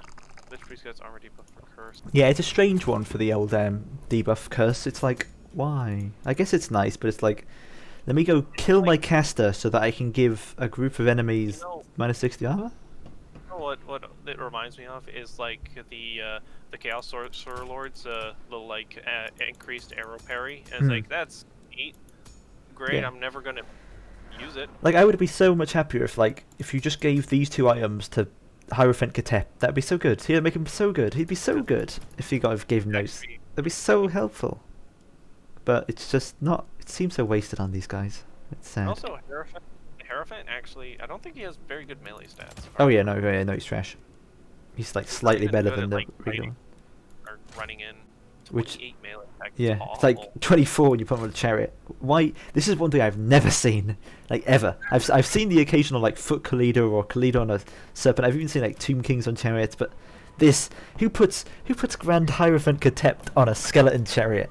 Who thinks that's a wise idea? Disappointment. It is why would you ever? I do not see a single reason. Like, what? Why? If you wanted to kill infantry, put him on his casket. You're not going to do anything with this. It's just sad. Anyway, back to the skeletons at hand. The thing with Skeleton Warriors is that basic Skeleton Warriors actually can kind of beat some melee spearmen. Yeah, just because they have so much health, they just go on for so long and they don't run away. Even if they have terrible like leadership, you don't really lose that much health from crumbling, so it doesn't matter. They have so much health that they just keep going. You can buff them with extra attack or extra damage or physical resistance, and they just don't die. Yeah, it's like it's not bad if you're keeping an eye on your skellies.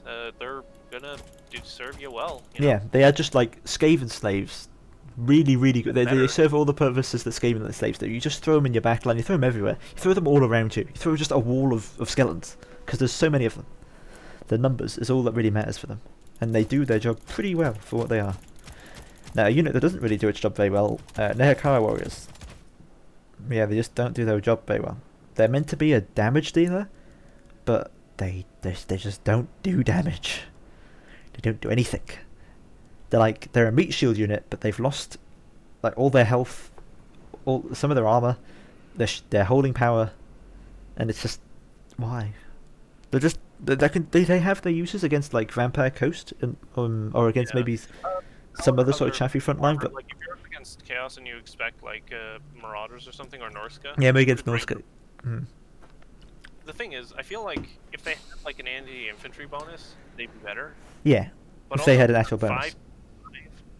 Not too bad. They cost spear. They do okay melee damage. They have okay melee attack for an undead unit with like 7,000 health. Yeah, they do fairly decent. The problem is that they don't excel in these situations. It's like against chaff armies, then they're probably gonna have strong range, and then all of a sudden you've lost a shield and the high sort of health pool. Yeah, that's the issue. You're gonna bring these against vampire counts or something. Vampire count, vampire coast, maybe because you're not expecting maybe a lot of gun line, but or you're banking on some things like Ushepti or Eye of the Gods to just snipe out their range, and just use all the Nehakara to. Like if you're gonna and you just destroy all their peasant bowmen. Oh yeah, another thing as well. These things are just they're so weak to Cav. They get trampled by Cav. There's nothing they can do to Cav. As a single Cav unit comes near them, they just melt to dust. It is pretty sad because obviously skeletons. There's so many regular skeletons with the regular skeleton warrior unit that they actually absorb the charge pretty well. Obviously, especially the Spearman unit. But the Nehakaras just their lines are too thin. They just do not hold well in that situation at all. Unfortunately, and for their cost, it's just. They're not serving the purpose fully as well. It kind of defeats the purpose. Like, if I'd be fine if they cost like 75 more gold, if they had like an anti-infantry bonus or more armor or just anything interesting. They always have units like this that just aren't interesting. If they're like 75 more gold and had 30 like what was it 25 more armor? Yeah. They have 70 armor. They could actually hold. They can actually hold something. Just do anything, but they just don't have what they're trying to do. Technically. They're not good damage dealers and they're not good holding infantry. They're not doing any job purposely. But onto the ROR of the Spearmen. Probably should have covered this when I did the Spearmen. They're a pretty nice unit. They're one of the few sources of poison for Tomb Kings besides the sepulchral stuff. Besides the Eyes of the Desert. Actually, it's one of the only sources of poison. Oh, the Necropolis Knights. It's a cheap source of poison. They're not going to be able to run around and apply it too quickly. They have a pretty high melee defense for being a chaff infantry. Yeah, these And guys are actually pretty. Like, they're pretty these decent. guys are what I feel like the Nekahara warriors should be. Yeah, something more interesting like this. Like give them poison. Like these guys actually have anti-lives. These guys don't have anti-infantry. There's just a lot more potential in these guys.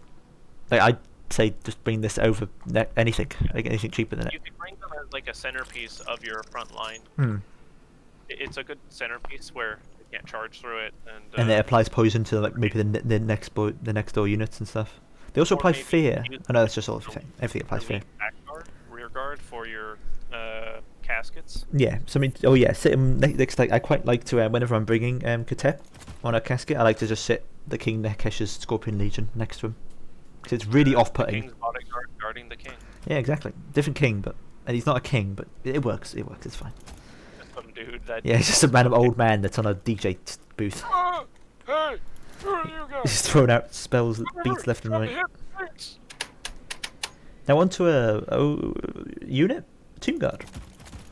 That's it, Tomb Guard. They have 50 armor, which I'm gonna let everyone know. 50 armor is not enough armor to survive a flaming skull. Meaning, if you have guard in a front line and someone decides to use a flaming head, you've now lost a bunch of money worth of infantry with one cast. One cast, it's gone.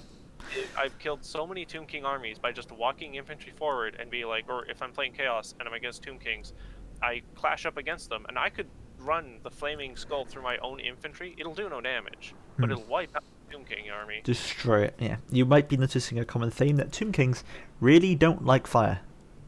They are really weak to fire. They're low armor too. They're very low armor. So they're very susceptible. Yeah, very susceptible to fire. In fact, I dare say if you're going up against Tomb Kings, you just always bring fire.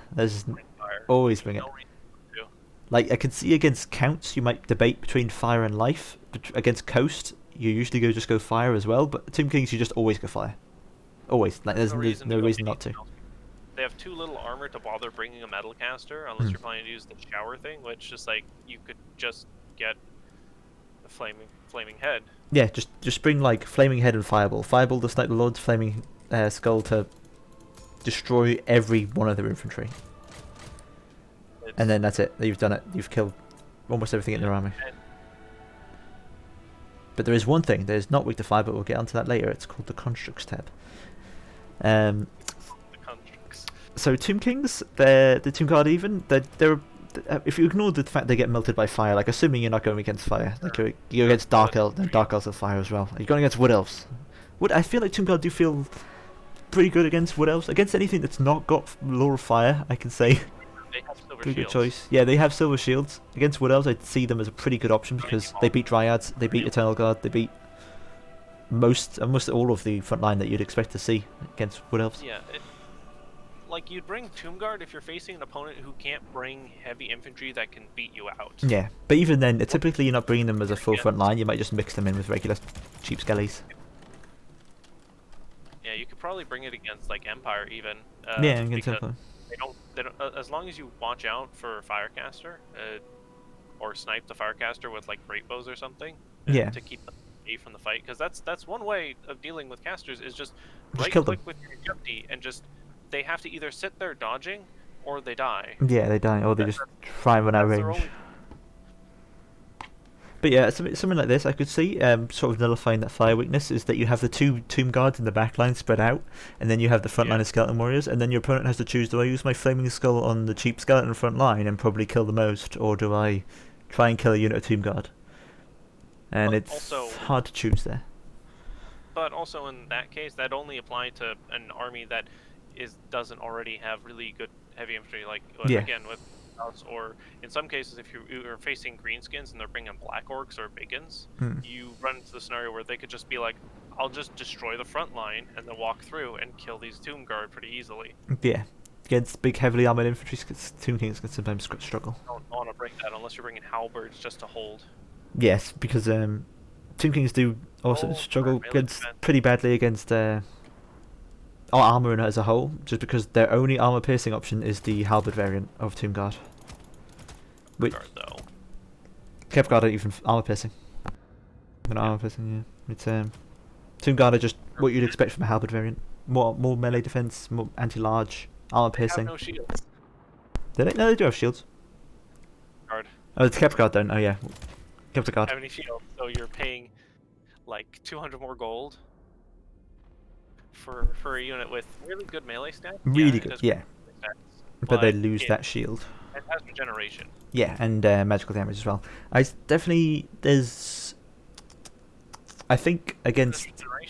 Weakness to fire. Yeah, more weakness to fire. More weakness to fire with that less armor as well. And it's just they obviously cost very weak to fire. I think these are actually like a must pick against vampire counts because they do well. Yeah. I think they beat Graveguard as well. They just do really good. Yeah, they do. I think they beat the Sternsman as well. They just out regen them because they. And also vampires can't bring fire. Yeah, they also can't. Yeah, so there's no weakness there. I can't think. I think there's another matchup they're really good in. Let me look at the factions.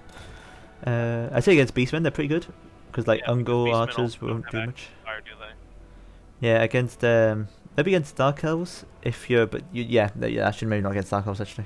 No, the Dark Elves will just shoot them to pieces. I could see it against Greenskins. You just run the risk of they'll lose to Black Orcs. But against every other infantry. They'll get hit with a brain buster because that's well. Low armor. Yeah. Brain buster can beat it. Maybe I haven't really tested how well they perform against Saurus, so I wouldn't be too sure about that one. And them have about the same armor, so they could actually do pretty well. Yeah, probably not against that too much fire and then shooting and Tomb Kings. Yeah, it is just vampire counts basically that they just really excel with. The perfect target for hex wraiths. Yeah, the Pepper Guard would be great to fight hex wraiths. Too bad they'll never catch them. Oh yeah. With that 28, they're as fast as Chaos Warriors. Yeah, they're really slow. You'll notice that all the Tomb King infantry is real slow. Real slow, and that's just a problem they have, especially when it comes to like Tomb Guards and stuff. They just can't catch anything. When Tomb Guard are meant to be catching like the large and stuff, they can't. You just all you can do is basically just put a brick in the way of things that want to get through, and they just go around it instead of going through it, which is rather unfortunate. But that is the Tomb King infantry way. In some cases, the Tomb Guard, what you want to do is just destroy all the infantry in their army, and then box up and force them to attack you. Just attempt to sort of wear them down, because they do have very high melee defense for what they are. So. Outmaneuver your opponent. You either have to destroy all their cavalry with monsters, or destroy all their infantry with yours. And There are only archer units. Skeleton archers are pretty good, to be honest. Volume of fire, fairly close to peasant archers in terms of volume of fire and sort of just overallness. So. It's actually even more because they have 90 models. Yeah, and the fact that they don't run away as well means that they're just pretty good. It's unfortunate they don't synergize too well with the rest of the army awfully well, but they do pretty good considering. It's actually pretty reasonable to bring maybe like 2 units and then drop like the ammo reload speed one on them, because they could just tear through their ammunition really fast. Really quickly, yeah. Just clear out units. It's great. We also have the RR version, the Blessed Legion, which the main reason you bring them is Sundered Armor, which is pretty good when your entire front line doesn't do any armor piercing. Because also the other thing is that in some cases you could just bring those guys, use the ammo the reload speed, and they can decimate units. Where is it? You can also cast this on them as well, which is only 40% missile resistance, but that almost doubles it, which can be pretty helpful. And armor piercing, yeah. Yeah, well, they don't have armor piercing, but it does do pretty good still. Yeah, so that's really all to be said for archers. They're just a pretty good volume of fire unit. The only problem with them is, of course, you don't have much in the back line in terms of support. So often, these are pretty easy to kill. Like, you run one unit of cav them, they only have 30 leadership, they'll start crumbling pretty quickly. They'll just die really quickly, and you just don't have the speed to sort of protect them. Best case scenario, I'd say, is either you bring the Legion, guys, and then buff them to be effective, because no matter what they shoot, they'll give armor sundering, which is a bonus for your guys who have a better chance of killing them. Or shooting cavalry, shooting flying. Shoot. And since I'm assuming they also have better accuracy than their shittier counterparts. Yeah, they do. They probably will do, because they're chevroned up as well, so they'll have more accuracy and the likes. Onto the cavalry of the Tomb Kings. Skeleton Horsemen are basically just hounds. Yeah, they're cheaper than hounds, actually. Yeah, cheaper than hounds, and they die. They do less than hounds, in fact. I'd say. So they kind of survive. They hold longer than hounds, and of course they won't get terror outed as well either, because they're undead. So they're just like a more holding unit, less damage dealing version of hounds. Whereas hounds are like a bit more damage dealing and a bit more sort of chasey offy. They're a bit more holding, which is strange for what they are. But a golden unit, they're Kara Horsemen. Very good stat wise for what they are. Very good, pretty good armor, pretty good leadership for what they are. Pretty good melee attack, pretty good melee defense, weapon strength. The fact they'll get buffs from the Tomb King stuff. They're called anti-infantry, but they perform pretty well against everything around their cost. They'll beat Empire Knights, I believe, in a one-on-one fight, despite not having any armor piercing. They're pretty solid overall. Unfortunately, they do get outclassed by pretty much any high-tier cav, but for anything at their level, they'll beat it pretty soundly. Especially because of the cost variance. Against, like, good example being Cold One Knights, you can bring two Nekara for like the cost of a Cold One Knight unit, and you'll beat it wholeheartedly. You hit one in and you flank with the other one, you'll win that very quickly, which can be a pretty good trade for them. But they do because they're a lot more damage dealing than the Skeleton Horsemen. These are probably a better idea to go after ranged and the likes as well. So Skeleton Horsemen just don't kill them quite quick enough. Nekara Horsemen will definitely run them down a lot easier. Yeah, Nekara Horsemen, they have 50 armor. They can fight things, and I don't know why it says anti-infantry because that's stupid. Yeah, I don't know. I feel like they should only put like anti-infantry when they're actually getting a anti-infantry buff. Cause yeah, or actually like designed to take out infantry like chariots. Yeah, the rules are more of guidelines than actual rules, because they're really just not anti-infantry. They're all around it. They're an all-rounder. They're not focused on any area particularly. They're fast. They're actually pretty 78. Yeah, that's pretty quick. For the horseman that has those stats, they can catch a lot of faster units. I believe outrun a lot of heavy cav. Yeah, so. I think it's the fastest unit in the roster besides Carrion, which of course are flying. You probably use them to. They're a beefier unit that can get good like side charges on other units really easily, or outmaneuver other cavalry. Yeah, and usually just out surround and kill them pretty nicely. That is the good old chariot. Skeleton chariots. Let's go. I kind of like them. Yeah, I can definitely, because they're a high model. It's like the highest model chariot unit in the game. And all of them will, because the thing is, due to how chariots work, when they charge, they hit, and every unit they hit along the way will take the damage. Yeah. So, good charge in an unarmored infantry unit, you can effectively wipe it out. You can do real high damage real quick. Some cheap, like, you get into the rear of like some spearmen, you can kill them real quick. There's one big problem, the fact that they changed the mass, meaning if you don't get that charge to wipe out the whole... If you stay in combat for more than 5 seconds, you're dead. Because these stats are abysmal. All the models have not great health. They have 80 armor, which is the only thing keeping them alive, pretty much. Yeah. The rest is just a really real slow decay. Maybe when they change the chariots, like if you've got an army or you're facing an opponent that you know doesn't bring good spears, like you could probably use it to punish someone who doesn't bring spears. Yeah, someone who doesn't bring like any sort of anti-large in the front line or any mass. Yeah. Should also be noted that these get completely destroyed by any type of cavalry, because they're terrible in terms of stats for that. You need Nekahar horsemen to try and help them. Yeah, help them out What's there.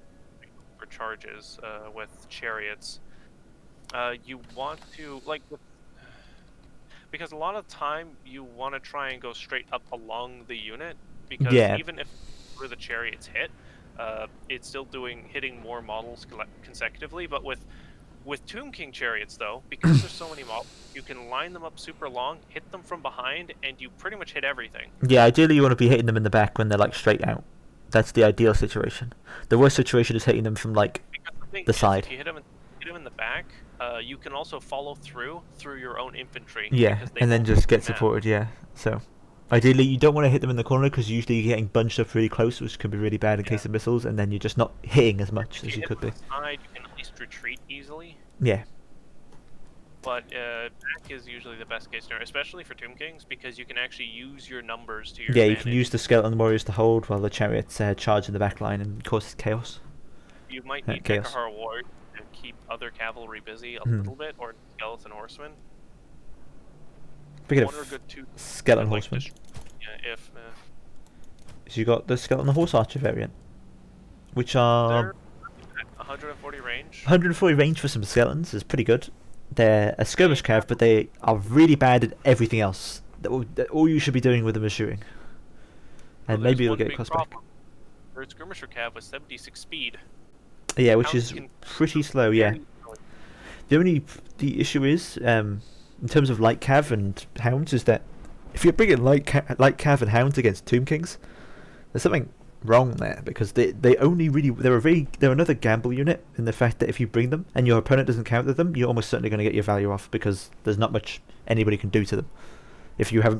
But if they do for some reason bring a hound unit or a light cav unit, then they're probably going to die, unfortunately. Well, 110, unless you pull them into the center of your formation and just shoot. And hope to try and kill the light cav and hounds before they kill your stuff. But they can do surprisingly well, because your opponent won't really bring what counters them against Tomb Kings, because they're really just a standout unit. You expect like big masses of infantry, or you expect big armored constructs. They really just stand out in that regard. What I think a better unit is the chariot archer. You think these are good? Do you? I think they're like, because they're still effectively a chariot. Yeah. 150 more. They're a chariot, yeah. Attack. You get to sit and shoot. Yeah, And I'm not saying range- they're bad. It's just I think you'd always just bring regular ones instead of the archer ones.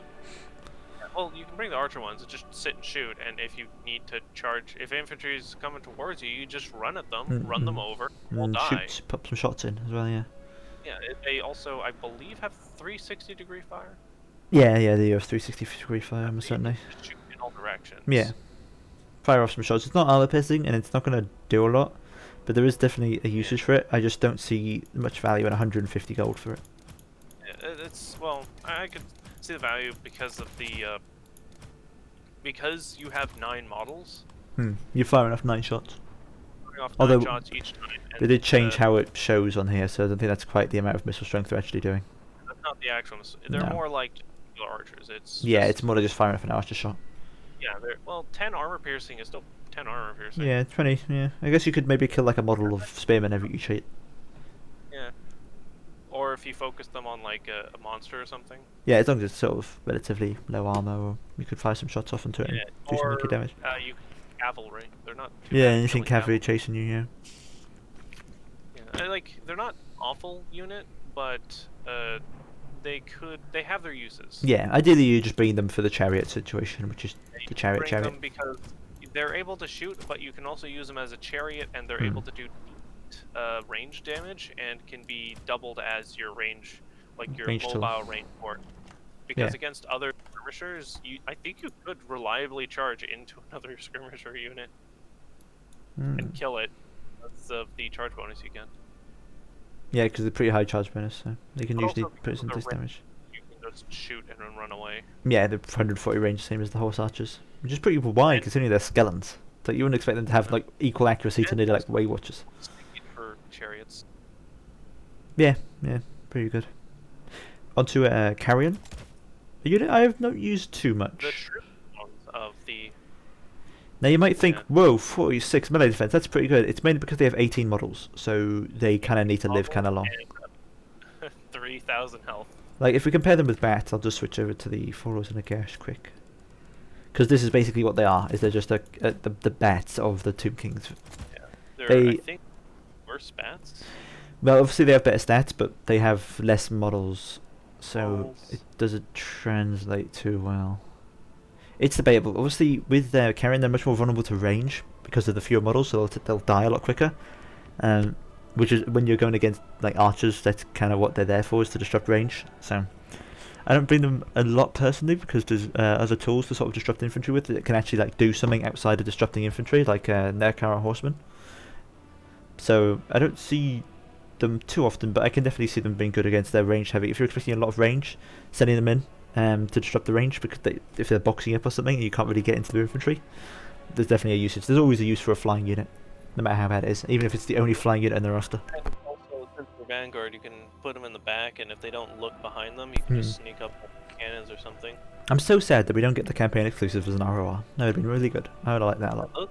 I was always I wondered, yeah, because I've been kind of playing the Tomb Kings because it's a pretty chill campaign, and I wondered, why isn't this a regiment now? This would actually be Yeah. worth breaking, because even if it's only 8 models, it's pretty good. Yeah, it's still pretty good. Yeah, the other ones aren't too good. No, I don't really stand out enough for me to be like considered they're good. Make them cost like 1,200 gold, Yeah. and I'd be down. Yeah, but the Flocker de Draft, like if let me see if there's a ROR they could replace. No, actually, I kind of like all the other Tomb King RORs as well. They're pretty good. Yeah, they're pretty good. I would like to see them added as an ROR as opposed to a Cameron exclusive because there's something different. The gold price to like 1,000, 1,000 or 1,200. That's 1,200. Are they that good? Are they? I'm not really using that much in the campaign. They're 120 movement. They're pretty armored. They have armor piercing, which is something different. Yeah, actually. Yeah, there's definitely something to it that could be done there. Yeah, there's. But anyway, we're not talking about campaign exclusives. You can do with them, but yeah. Onto the bread and butter. Actually, no. This is the jam, I suppose. The bread and butter would be the skeletons. No, you mean the massive disappointment that is the Ushabti. Oh, yeah. I'm sorry, I was just sort of talking about the construct tab as a whole. Yeah, Ushabti are just... What do you mean, wrong? Ushabti are awful. Yeah, they're just not too good, unfortunately. I've never seen a Ushabti unit ever succeeded anything, yeah. ever. Its stats just are abysmal for what they are at 900 cost. That's why he's looking down in his little picture. They only have 5 bonus versus infantry as well, so their melee attack only gets up to 28. 28. It's only 8. Nerkar warriors have more than that. Runners have better melee attack than them. Yeah, it is pretty disappointing, to be honest, with how bad Ushabti are. Versus dwarves? I feel like they just made them so they were thinking, like, oh yeah, against dwarves, I can... I thought to think they were good. Oh, Lyca's saying it, never mind, I don't even know, it's not good. I think he's baiting us. Yeah, he's baiting. Get out. Leave. But the problem with Ushabti is if the dwarves decide to bring Thunderers, yeah, they're guns. gonna die. They lose the Slayers. I think they don't even beat Longbeards. They can't. No, they don't beat Longbeards. They don't have the melee attack for it. They just keep missing. Don't perform awfully well. It's like the goddamn Marauder with great weapons. It's just the stats are just too shit. Yeah, it's weird because like they have pretty high speed. Attack, yeah. Neat and everything. It's like they have a higher chance of getting a hit per model. Yeah, but already pretty low. The problem is they have a damage of 72. So at most, if they're lucky, they might kill 3 models. Yeah. Out of a unit of probably 90. Not to mention they're also a really terrible target for healing. They're just not worth it in terms of things. They have weird hitboxes and are fast. Something that Dancing says Ushabti are quite strong against Empire. They do have sort of weird hitboxes. Unfortunately, you already sort of don't really care about Empire infantry in the slightest. Like, you're more worried about demigryphs and handgunners. Which, if you can get into the handgunners with Ushabti, I mean, if you're getting into, I think that the Empire player is doing something wrong if you manage to get to some Ushabti into the handgun units. I feel like it's nice to have them as a summon because obviously you get them with a Tomb King ability, but there's a reason they're the summon because they're just. But they're a surprise unit. They're not very good in general. Like in general, you wouldn't bring them ever, unless you're giving them a very specific task, which is to run back and forth with hitboxes. But also, technically, Tube Scorpions have a weird hitbox because people shoot at the tail and not the body. Yeah. So, yeah. Speaking of which, just an improvement of an anti-infantry, something you want it into the back lines, something that's a much better target for Necrotex, Tomb Scorpions. For only 100 more cost, I don't think there's ever a situation where you don't want to just bring Tomb Scorpion instead. They are just Ushabti, but they've molded into one big unit and it dances around the place like crazy. Yeah, it has way better stats. I think its anti-infantry is like 15, yeah. That's a huge increase compared to Ushabti. They're actually going to hit things a lot more. They have 90 armor. Their hitboxes, as you said, quite awkward to shoot at. They cause terror. Just to I know as well, because I think either they try and shoot at the low profile, which if you put them behind infantry, they'll hit the skeletons instead of the Tomb Scorpion. And very low, one of the lowest profiles in terms of single entities. Very low profile. It's very nice. It's actually in their idle animation. They actually sort of stick up a bit more with their legs. I think the CA actually did that just because they realized how low their profile is. I know that. Have the Tomb Scorpions been nerfed at some point? I believe they were. I can't remember how though. Effective as they used to be. No, yeah, they're not. I feel like the Kemrian War Sphinx we'll get onto later is usually a better option if you want a big anti-infantry thing, but definitely don't brush at the Tomb Scorpion. If you can't quite afford a Kemrian War Sphinx, don't be afraid to throw in a Tomb Scorpion. A fine second best. Yeah, fine second best. Absolutely nothing wrong with it. Is, if I remember correctly, the Necrotex heal doesn't regenerate models. No, it doesn't. So another user not to use it against infantry. You can lose half your health from Tube Scorpion and heal it back up. you lose half the models in the Ushepti, you can't heal that up. You can't heal that all up necessarily, no. It's you could just get the Tomb Scorpion. Speaking of Ushepti, a Ushepti that's actually kind of useful. It's the Ushepti Great Bow. They're pretty solid. I think they also have almost the same melee stats too. Oh yeah, they think they do have. Yeah, they have slightly worse. They don't have 5 infantry bonus. Yeah, that's what they lose out. But when you're when they're already like this, they already perform so well against anything quick, like light cav against the hounds. They don't need to worry about those things too much. Still, obviously, need to worry about the heavy cav and the anti-infantry cav, but they unlike your usual artillery crew, they aren't going to be getting squished easily. In fact, they aren't getting squished easily quite by anything. But yeah, for 200 more gold, you get a Ushepti that can shoot. They can shoot pretty decent missiles as well. Of course, it's more of an anti-large missile. It can do well against like Chosen, because just how killing a model of Chosen is pretty good there. I think they have enough missile strength to kill a model of Chosen. Missile strength being 124, I don't think a single shot would kill a Chosen. Doesn't even kill it. Dear God, just takes it to the chest and just rips it out. I don't care. I advance. What did you do? Where did that come from? Who threw that? Who throwing things at me? Slow down, walks away, it's like, Oi! You're there. But the other important thing about Ushepti is the 255 range. Which even if they're not great at killing infantry, they still penetrate through infantry. So they penetrate through. 4 models per shot, like one. Yeah, I ain't got time to bleed. Yeah, of course the Ushepti Great Bow do have lower range compared to other artillery. 255 is quite low, like if you compare to the Bone Giant, which has 350, but they make up for this by being decently fast. 54, they can usually run into position quite quickly, run out of position whenever they need to. I want to pick a fight with them. Yeah, pretty nicely, to be honest, which is where their sort of strength comes in. If you're thinking of bringing Ushepti, just bring Ushepti Great Bow, because they effectively do kind of the same thing, except like 5 less infantry bonus. Yeah, and you're going to be leaving them till last anyway. So Ushepti Great Bow can definitely Great Bow get the same AoE attack as the regular Ushepti. So. Yeah, because like if you have your artillery crew left over after any other battle, it's not going to do anything. In this situation, your artillery crew is the artillery, and so it's just going to start throwing around the cannon in its hands at people. Get routed by it. Yeah. Well. Oh yeah. The Chosen don't have some immune to psychology. The little scorpion. Yeah, little scorpion just terrifies. They run away. Oh no. No scorpion. Onto some proper anti-large DLZs is the Sepulchral Stalkers. They have the good shoot. Yeah, they have the good shoot, and they also have the speed to sort of catch up to things and get into position, unlike Tomb Guard with halberds. They also have a stupid short range. Yeah, really short range, but their missile strength is pretty good. If you can tie something down with skeletons and just fire at it, they've probably got their value back by already. If you use Warhammer. Yeah. And they obviously have charge defense against large, but their stats are quite poor, so they'll actually find themselves losing against most large. Run into melee unless you're supporting it with like one of the +5 melee attack and defense. These things are more of a ranged unit than anything. They're like face similar to Ushepti Great Bows that you use their ammo up and then you get them into melee. Yeah, you wanna use all their value. Yeah, you want to use them all up before they die because they don't have the best stats. But also they have magical ammunition, so they go past physical resistances. Yeah. Yeah, some pretty good usage there, but and also Stalk. Yeah, Stalker, but again they're not a great usage for sort of healing from the Necrotech because they're monstrous infantry. But they're better than Ushepti because they'll actually be worth more the price, assuming you haven't used all the ammo up. If you've used their ammo up, and also the fact that they're stock means that your opponent can't see them. Well, we'll be able to see until it's too late, which is pretty good when it's a ranged unit. Coming barreling in, getting ready to bash through your skeletons, and your 2 units of Ushepti just open up on him as he gets into range. He'll only see it the last second. Only the last second, yeah, which is pretty important when they have this short of range. They kind of need to utilize that stalk to the max ability. Because if they don't have stock, they'd be an awful unit because you just run away. They'd be good at.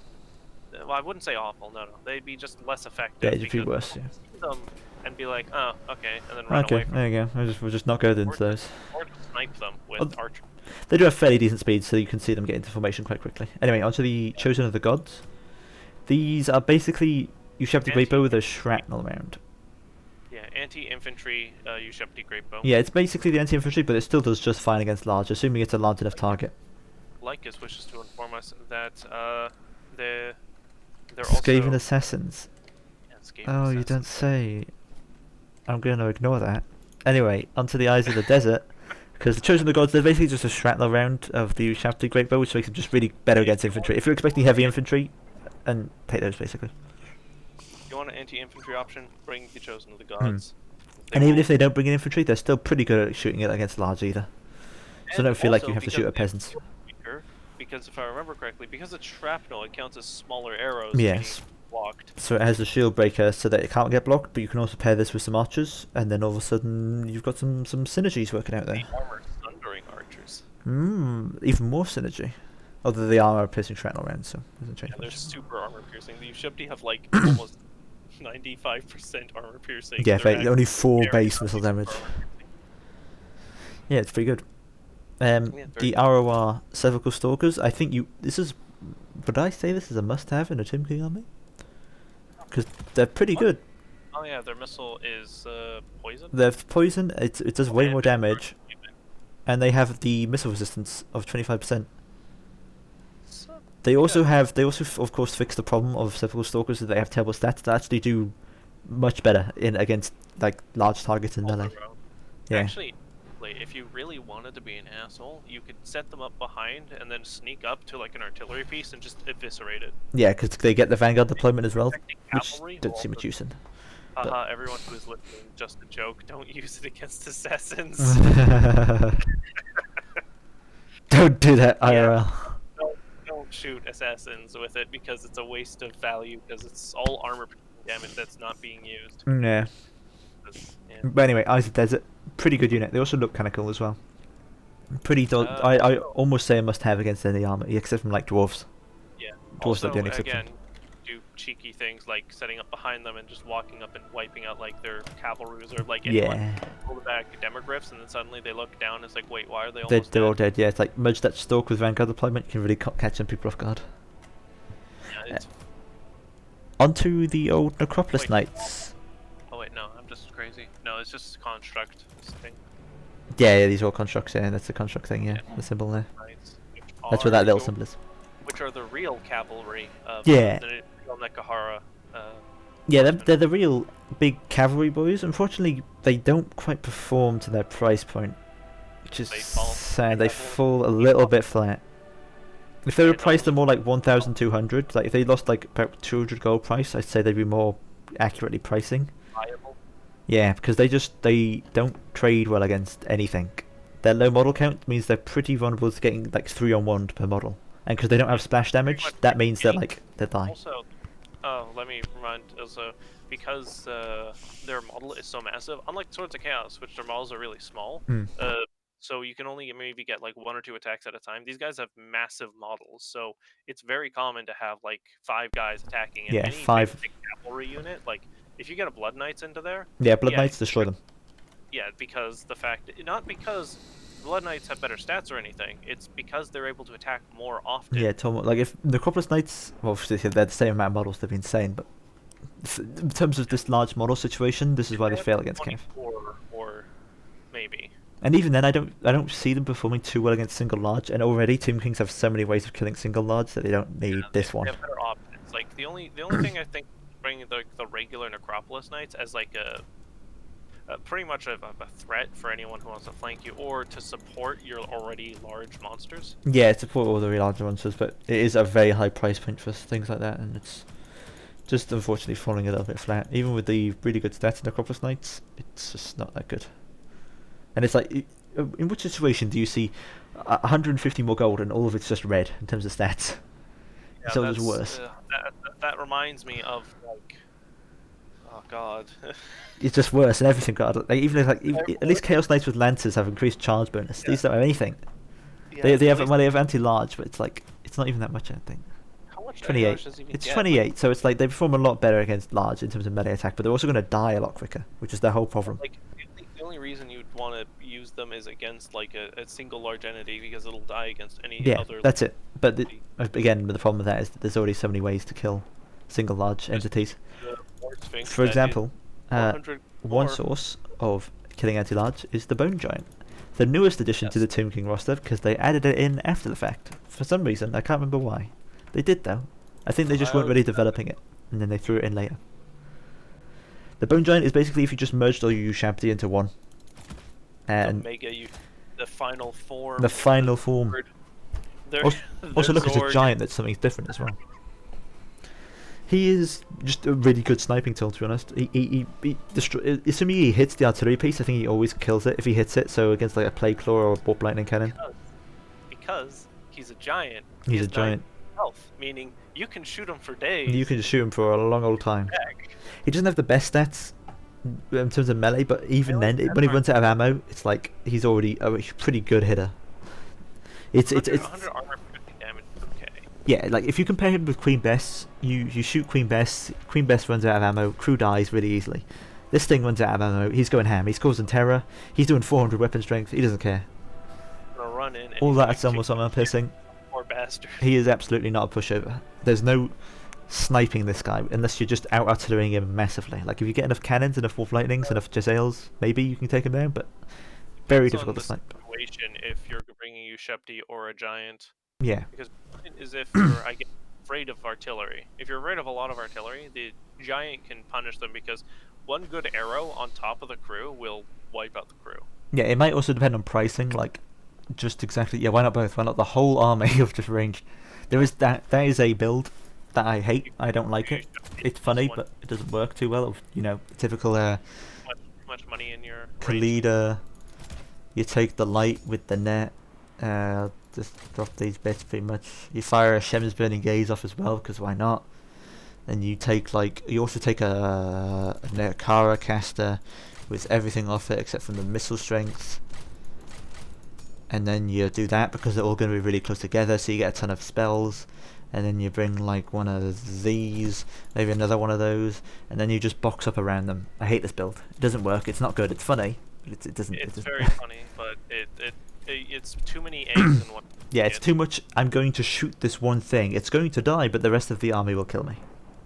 The problem with the Bone Giant is that he doesn't have great melee attack. Yeah, he doesn't have the best set, but that's not what he's there for. Actually, it wouldn't be bad if you had a Necrotech to buff him, because I know there's one that increases the melee attack if you want to pull up the Yeah, I Necrotech. believe it's only a small amount. It is constant now. Five. That's still something. It's something. And also, because it's a cheap one, it could be worth sticking onto. It's only like 75 gold. you stick it on, like if you're bringing a Bone Giant and you have your Necrotech too, just stick him beside the Bone Giant, and then whatever he fights, he follows in and beats up with it. Mm. And then that's 35 melee attack. It should also be noted that I believe the Bone Giant can take all 4 restores without hitting its healing cap. Because it has so much It has that much health. Yeah, you can just take all the restores. It eats all the heals. Does not care. But yeah, it's a pretty solid. Preferably, it's better, I think, killing single entities as opposed to spread out stuff. But it does have an explosion radius, so it's definitely not terrible at that. It's not. It's pretty much an artillery piece, effectively. Yeah, just about it can defend itself. The downside of the Bone Giant in its melee as well is that it, unlike the other giant variants, it doesn't have very good AOE like attacks. Splash now, yes. It's big step, but other than that, it does like its weird little. And especially when it's like. Because obviously, when you're shooting, it like makes him exhausted, so he'll usually be going to be exhausted by the time he gets into the fight as well. So it's not very. It has. Even less. But if you give it time to rest after it shoots. Yeah, there's definitely. I mean, obviously, you're not going to be complaining when your artillery runs out of ammo and you realise, oh wait, I can actually still use it. I'm just going to kick you to death. Forget it. Drop the bow. Just gonna go in for the kick. Run headlong in and boots Carl Franz. It's like, oh no, I'm out of ammo. Oh wait, I'm a giant. Oh, wait a second. Hang on a second, you almost had me there. But yeah, pretty solid. But if you really want something to go smashing through the front line, you want a Kemrian War Sphinx. This thing is a giant chariot, basically.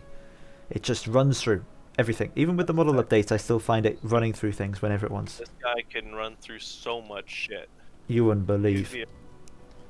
Slaps top of Kemrian War Sphinx. You would not believe. Yeah, he's obviously an anti-infantry. If you get him surrounded by large, he's not going to be able to push through it too easily.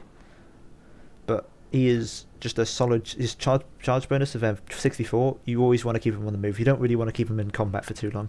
You want him to be rushing through, getting into those range that might be shooting him, rushing through like any infantry. Basically, you want this guy if you're expecting a lot of infantry. Jump in, you pretty much ping pong him between all the different infantry units that the enemy has. Yeah, this is the time that I agree he is anti-infantry. He doesn't do very good against large. Yeah, against armored units, because his stats are so bad. Like, I've had a scenario where again, I guess it's a sign of just the Chosen being fucking nuts, where they just sat and fought Cambrian Warsphinx, even though it charged them like 3 or 4 times, they just wouldn't die. And slowly of course, the trade-off there is if you just keep cycle charging the Cambrian Warsphinx, you should ideally beat the Chosen, but to keep in that micro, and if they keep them engaged combat, I wouldn't be surprised if they lose. If the Warsphinx loses. Because it's just not good a sustained fighter. Yeah, the problem is usually they can end up taking a lot of damage if they're facing an enemy that's... Is anything superior to him, yeah. But something that is a good holding power is the Hyro Titan. Comparing him with the Kemians... What? Who also gives the good suck because he has Spirit Leech. Yeah, he has, and he also gives that increase to magic reserves as well. Along with Shem's Burning Gaze as well. He is just a pretty nice little sniping guy, because these don't go into your magic reserve, and he's generating more magic for you. He is slow. There's a reason he's called a super weapon. Yeah, he is slow. He's very vulnerable to missiles. And he also doesn't quite have like the anti-large capabilities in a one-on-one fight against most other large targets. He's probably going to lose, even if he's popping Spirit Leeches and a Shem's Burning Gaze beforehand. But he does do pretty good, especially with the large amount of health he has. He's nearly 10,000 health. That's a lot of health. That is pretty much... He's effectively the Tomb King's actual giant. Yeah, actual giant. And also not bad, because he actually has armor and can't be just shot to pieces. Yeah, they gave the giant a stick, a scales, and armor. They also taught it magic. Magic to fling around. Yeah, and like, that's what it is. The Heretic is just a solid unit to bring, even against like opponents that would have like basic missiles. Like there's a lot he can hurt. No, there isn't much. It is just a pretty strong unit, but again, with Tomb Kings, you really want to be trying to take out those missiles. It is quite a weakness of theirs, and that's what you have the War Sphinx and the Necro Sphinx we get into, and the Tomb Scorpion for, is because you can really just rush through infantry and get into those large targets. But this guy is just too slow to do that. Too slow, but again, anything that comes up against him is going to lose. Any monstrous unit that wants to try and tangle with him. Yeah, they'll have a run for their money, absolutely. But a dedicated anti-large monster will beef him up pretty badly. Speaking of a dedicated anti-large monster, he would beat him up pretty badly, but he'd still outbeat them because of his higher health. Yeah, higher health pool. Yeah, but speaking of a dedicated anti-large thing, Necrosphinx. The one with the 2 swords on its arms. Yeah, the one that is basically anti-large. It's pretty self-explanatory. He's the anti-large version of the Kemian War Sphinx. You can still rush him through and, get into some missiles if you want to, if there's no other large that's giving you any problems, but he is just the anti-large variant of the War Sphinx, more or less. Shouldn't be getting tied down in infantry too much, but against large, that's where he excels. Of course, the ROR excels even more because it has fire damage and magical attacks. It's pretty much the Hero Titan and Necrosphinx merged together, but without the magic. Yeah, without these spells. Yeah, it also has a small fire resistance of 25%, which can be good against situations. Against dragons, for example, pretty good against dragons. Yeah. This guy, because dragons themselves don't have fire resistance. And also have fire damage. So obviously this flaming attacks can be quite good against regeneration. So trolls and Grom the Paunch. Yeah, against Bretonnians, against like Leon Kerr with his Blessing of the Lady and the likes. Although I don't see them do awfully well against ethereal units. I think that's just because they don't quite have the stats to they don't have the splash attack. They don't have much splash attack at all, so they don't. The Hero Titan K1 because of his fucking super. They're just swinging laser beams. Yeah, that's if he gets that one. I think if he does the swing of the scales, it doesn't do too much. It's a bit awkward. I know the laser beams are one of the good ones. Yeah, that's the one of the things that should be taken into account is the animations of the monstrous units, because if they have bad animations that don't need a lot of models, usually, that can really detriment them. It's why they usually do poorly, and no amount of stats is going to fix that. That's and why it's not going to show up in a unit card either. if it's not getting shot, and if it's able to get into a fight, it can usually beat out a lot of other monsters, or beat out cavalry that would normally kill it. Hmm. Because it does so much damage that it just... And has so much health as well. And also has a lot of good animations. Hmm. Like, the big sweep can pretty can much... really do a good it's such area. a massive area. Yeah. But if he gets the pound thing, it doesn't tend to do as much area effect, which is a bit inconsistent, but again, ideally anti-large sort of thing. Cavalry, single entities, anything large, because of that bonus to 35 bonus versus large, basically means he's going to guarantee to hit anything large. Henry Le Massif, take him down. Somehow that still counts. Poor Henry. Henry he's on foot. And he's like... oh no, the lady protects me. Protect me, lady. No, he doesn't, he has magical damage. Yeah. Yep. Anyway, on to the final tab. Artillery and war machines. Screaming skull catapults. Also known as the joke catapults. The joke catapults. Yeah, they are just a bit strange. I definitely think they can be good because they're a catapult. I found out the hard way that they're actually pretty good at shooting any missile cav that holds still long enough for them to shoot at.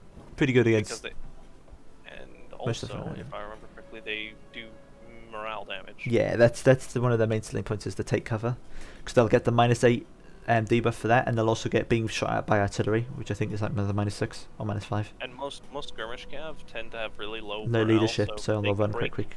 They can break morale very quickly, and you can either use your carrion to run them off the field, or like you can use the carrion to hold them in place, and then hit them with the Screaming Skull catapult. Yeah, they do have magical damage, but ethereal units tend to be quite small, and so they don't really see that very much. Like anything that has like a physical resistance tends to be quite spread out and not a good target for magical shots like this. The Screaming Skull catapult has its uses, but it's usually used to just to make fun of someone. Yeah, just to like apply a bit of pressure. Like I think maybe against wood elves they can be pretty good. Just shooting at like the archers in the back line, apply a bit of pressure, because it's like not worth using an arrow of Kernus on these things. Yeah. You'd be much better off shooting wherever the Lord is. Because 6, and they're actually relatively cheap. Yeah, pretty cheap. 700 is pretty. That's like Bretonia and Trebuchet level. That's like the rock lava for the orcs. Yeah, it's pretty good. It's just there to put pressure on. To be annoying and like kill those units in the back line that you can't just quite reach. All those like armor piercing units that are getting a bit too close. Or in some cases, cavalry trying to run away from you. Yeah, just keep them running. Who knows? Maybe you can get real good at aiming it. You'll like be a god tier screaming skull shooter. Yeah, screaming joke catapult. Yeah, the dunker. Anyway, the final unit. The skull should be laughing. Yeah, it should be laughing at itself. It should be turned around laughing at itself. Yeah, the real artillery. We kind of already touched on this with our Hierophant. Actually, we didn't actually talk about Cascade at all with that, to be honest. We're leaving it for this point. Yeah, we can. It's one of the biggest, like compared to Queen Bess. I even think this one does more damage. If he hits it accurately, it does more damage than Queen Bess. I've had times where I've seen it hit 2 units at the same time. Where it has such a spread, it can hit multiple units. It's like the Empire rocket artillery, except actually mobile. It's quite a bit more accurate as well. Yeah, and much more accurate. It should be noted as well that it's like, even though it's primarily for anti-infantry, but I've seen it do pretty good damage to monstrous infantry that's stuck in a blob. Yeah. Because obviously, if you're fighting, like, say you've got great swords fighting skeletons, you fire away into those great swords. Who cares if the skeletons die? They're skeletons. That's their job. And anyways, you can heal them back up. Because if you're trading in that area where like you've blown up an entire unit of great swords with one volley and you lost like what 20 skeletons, that's worth it any day of the week. Yeah. Because they're just huge damage. If you can get a good shot on them, if they get the right accuracy on the right blob, I've seen them do like huge amounts of damage. Yeah. And they also have magical damage as well, which, you know, sometimes I think the ideal situation for these is like when something's engaged with your skeletons, you shoot at them basically, because they're much more clumped up when they're engaged in melee. Very high weapons. Of course, compared to the other sort of big artillery pieces like the Ushabti and the Bone Giant, this one isn't going to be able to hold its own for very long. It does have a very silenciable health pool, and because obviously it's not an artillery crew, it's a lot harder to sort of kill, but it does die fairly quickly. It's definitely a lot more vulnerable to like single entities. Also, it has 80 armor, which makes it not die so against easy. missiles. Also, the missile resistance of 15. But of course, it does also apply that increase the power reserves as well. So if you're, Yes, and that's always nice. I mean, I also don't see why just you in wouldn't want case, because it's a large unit, you can try and charge people with it with that 8 charge it. bonus. Yeah, that 8 charge bonus and that 26 weapon strength, which is really strange that this one has 26 weapon strength and the one that Katep gets has 350. Because Strange. Katep is He's much more powerful. He's a lord, I guess. yeah, he's much stronger.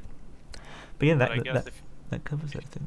a lord with an artillery piece, you've got You get to translate the staff that he has. I guess he just whacks people along the way. yeah, no, he just picks up skulls and Just throwing them at, yeah. Much more powerful. Yeah, so that is the rosters, I believe. That is both Chaos and Tomb Kings covered. Show one replay? No, we'll save replay. I think just saving this for sort of the go armies through thing, and then next week we can move on to replays. Okay. Alright then, well, thank you everyone for watching. I shall cease the recording now. Farewell, and see you next week.